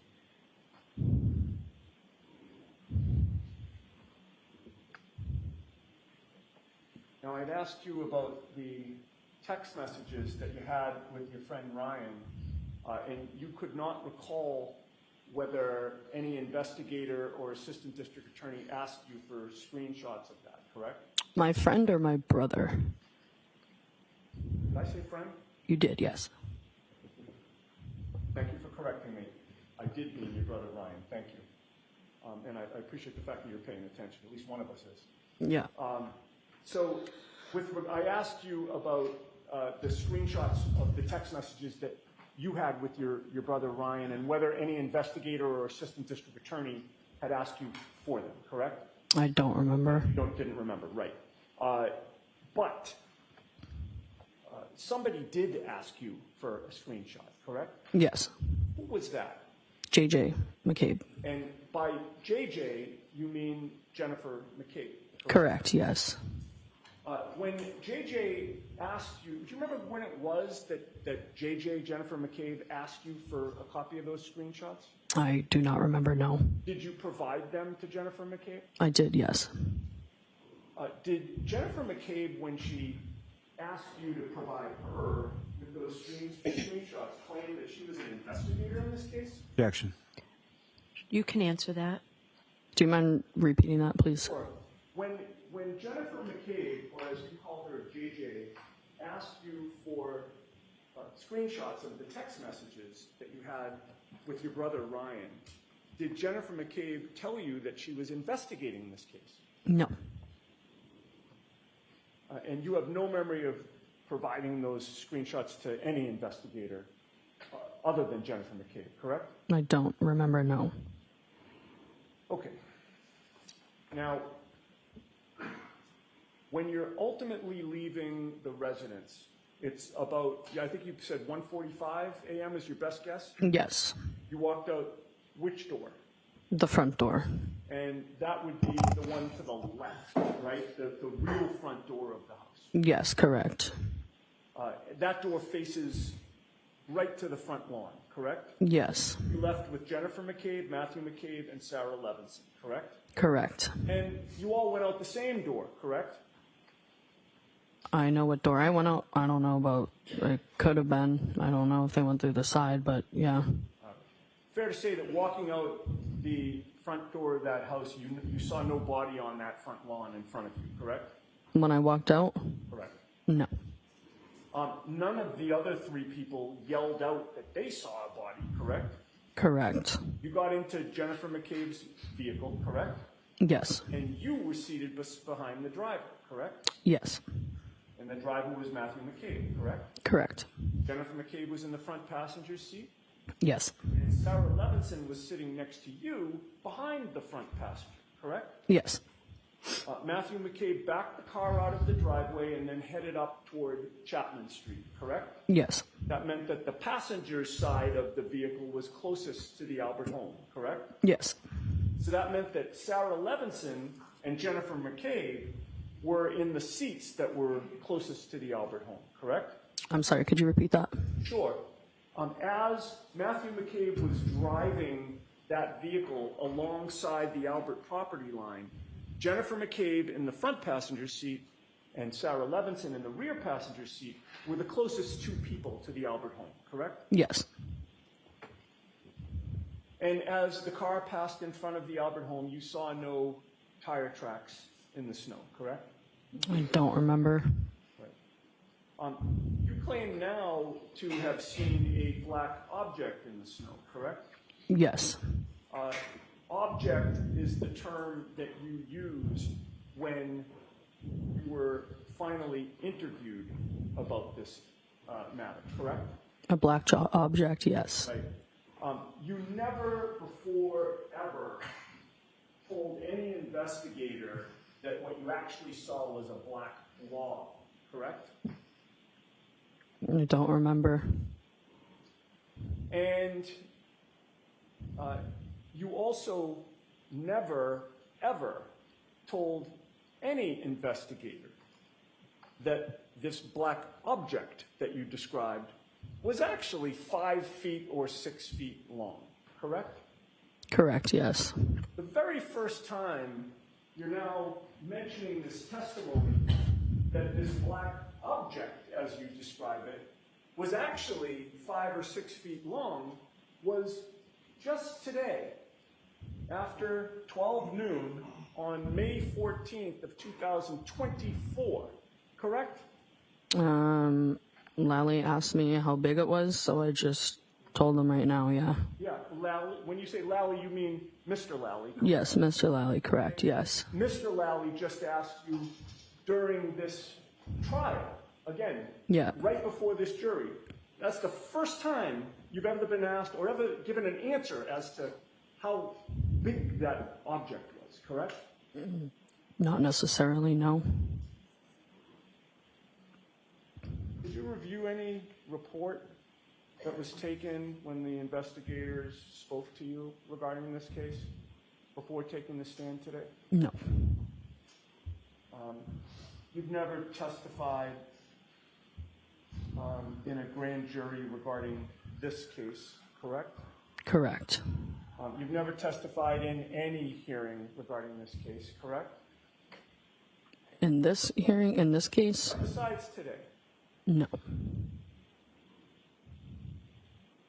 And you would agree with me that it is nowhere on record that this black object that you talk about was ever 5 or 6 feet long prior to telling the jury that today. Objection. You have to ask that differently, Mr. Unity. Today, this afternoon, is the first time that you've provided testimony or information to any official regarding this case that the object was 5 or 6 feet long. No. I'm sorry? No. Who did you tell prior to today? About what? Okay, I thought we were talking about the fact that you've now testified that this black object was 5 or 6 feet long. You recall that? Today, yes. And my question to you was, you've never mentioned that this black object was 5 or 6 feet long until the last hour or so when Mr. Lally questioned you about it, correct? Yes. Now, when you were passing the property, you did not think it was a body. At the time, no. You claim that you told everyone in the car that you saw something, correct? Correct. And your friend Sarah said what? Or something to that effect, correct? Correct. And there was no further conversation after that, correct? Not that I can remember. No. And you didn't think that it was a person who was in trouble, correct? Objection. Did you think that? At what time, Mr.? When you're leaving the property, after leaving the house at 1:45 a.m. and getting into the McCabe vehicle and passing the Albert lawn, you did not think that you saw a person who was in trouble, correct? No. Or a person that may have needed help, correct? I don't know, no. And you were right there, correct, passing the property? I was passing the property, Not yes. as close to the property as your friend Sarah Levinson, but you were in the back seat on the driver's side, correct? Correct. And you were in a car such that if you thought that you saw something that could have been a person, all you had to do was tell the driver, correct? Objection. Sustained. Did you tell the driver that you saw somebody who was in trouble? Well, I said it out loud in the car. So is it your testimony now that you said out loud in the car, there's a person who's in trouble? That's not what I said, no. You didn't mention a person at all in the car, correct? No. You did not tell Matthew McCabe, hey, stop the car, correct? I did not know. If you had seen a person in the snow lying there, you would have done something about it, correct? Objection. Sustained in that form. You didn't ask Matthew McCabe to stop. No. You didn't ask him to back up. Nope. You didn't ask him to check on whatever it was. Objection, Your Honor. I'll allow that. No. You had your phone with you, correct? Yeah. Your phone was working, correct? I don't remember. You used that phone to text your brother. An hour and a half before. Are you testifying today that your phone was completely out of charge? I don't remember, no. Text your good friend Brian Albert Jr. to tell him that you saw somebody lying on his front lawn? Did I text him Yes. that night? As you are supposedly seeing this black object, Objection. the immediate aftermath of that, did you text Brian Albert Jr. to tell him about that black object? So in that form, it's sustained. Ask it differently, Mr. Yannetti. You had your friend Sarah Levinson with you, correct? I did in the car, yes. You knew she was a nurse, correct? Yeah. You didn't tell your friend Sarah that you just saw somebody lying in the snow during a blizzard who might need some help, correct? I did not know. That Brian Jr.'s father was a police officer, correct? Objection, Your Honor. So let's move this. Are you just about done with this line of questioning? I'll give you a little bit more. Just a couple more questions and I'm done. Go ahead. You knew that he was a police officer, correct? Yes. And obviously a first responder as a police officer, right? Yeah. And you knew that that was Jennifer McCabe's brother-in-law, correct? Yes. And Jennifer McCabe was in the car with you, correct? Yes. You didn't tell Jennifer McCabe or JJ to call her brother-in-law, correct? No. The fact of the matter is, you did nothing, right? Yeah. And that's because you did not see a body on that lawn, correct? Objection. Is that true? Can you answer that? I'm sorry, can you repeat the question? You didn't see a body on that lawn. I mean, I don't know what I saw, but I saw an object. You were drinking for hours. Is that a question? Yes, you were drinking for hours, is that correct? Yeah. And you were intoxicated as you were leaving that home. Objection. Were you? Yes. You were drunk, right? Some would say, yeah. You would say. Yeah. You believe that except for Matt McCabe, who was driving, everybody in the car was drunk, right? Objection. I don't know. I'm going to let that answer stand. You have previously testified. I'm sorry, strike that. You have previously given a statement indicating that you believe that everybody in that car except for Matthew McCabe was drunk. Do you deny that? I don't remember at this moment.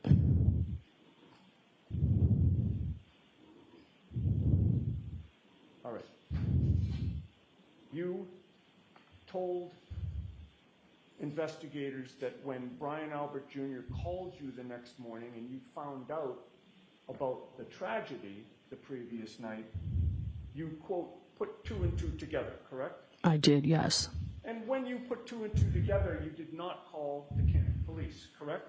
I did not know. Not call the state police, correct? Nope.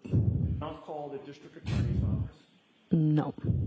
You would agree with me that you just sat on this revelation, correct? I would. Objection, Your Honor. Okay, that's sustained in that form. And you were not interviewed by any investigator in January, February, March, or any time over the spring or summer of 2022, correct? I don't remember the time frame, but not right after, no. And when an investigator finally spoke to you, it was Michael Proctor, correct? Correct. He was the one who took your statement on October 12th of 2022, correct? If that was the date and time, yes. And that was over 8 months after you were driving past the Albert home at around 2 a.m. while you were drunk and supposedly seeing some black object, correct? Before 2 a.m., yes. And you know, Ms. Nagel, that as of October of 2022, the defense had, in this case, had publicly announced that Objection, Your Honor. that house saw All a right. body on that front lawn. So that question's improper. I'm going to strike that question. No further questions. Thank you. All right. So we're going to break. I have to bring you back tomorrow. Okay. Okay, so jurors, please do not discuss this case with anyone. Don't do any independent research or investigation into this case. If you happen to see, hear, or read anything about this case, please disregard it. Let us know if it actually stands. And we'll see you tomorrow. Okay, tomorrow's a full day. All rise to the court, please. I don't know. You can stand, Okay. Ms. Nagel, you can stand, and then when the last juror goes, you I can go. Okay. Got it. Thank you.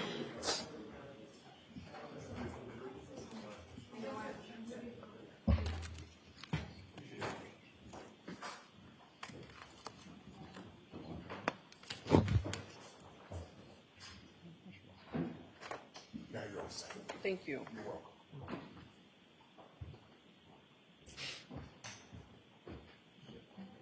Yes.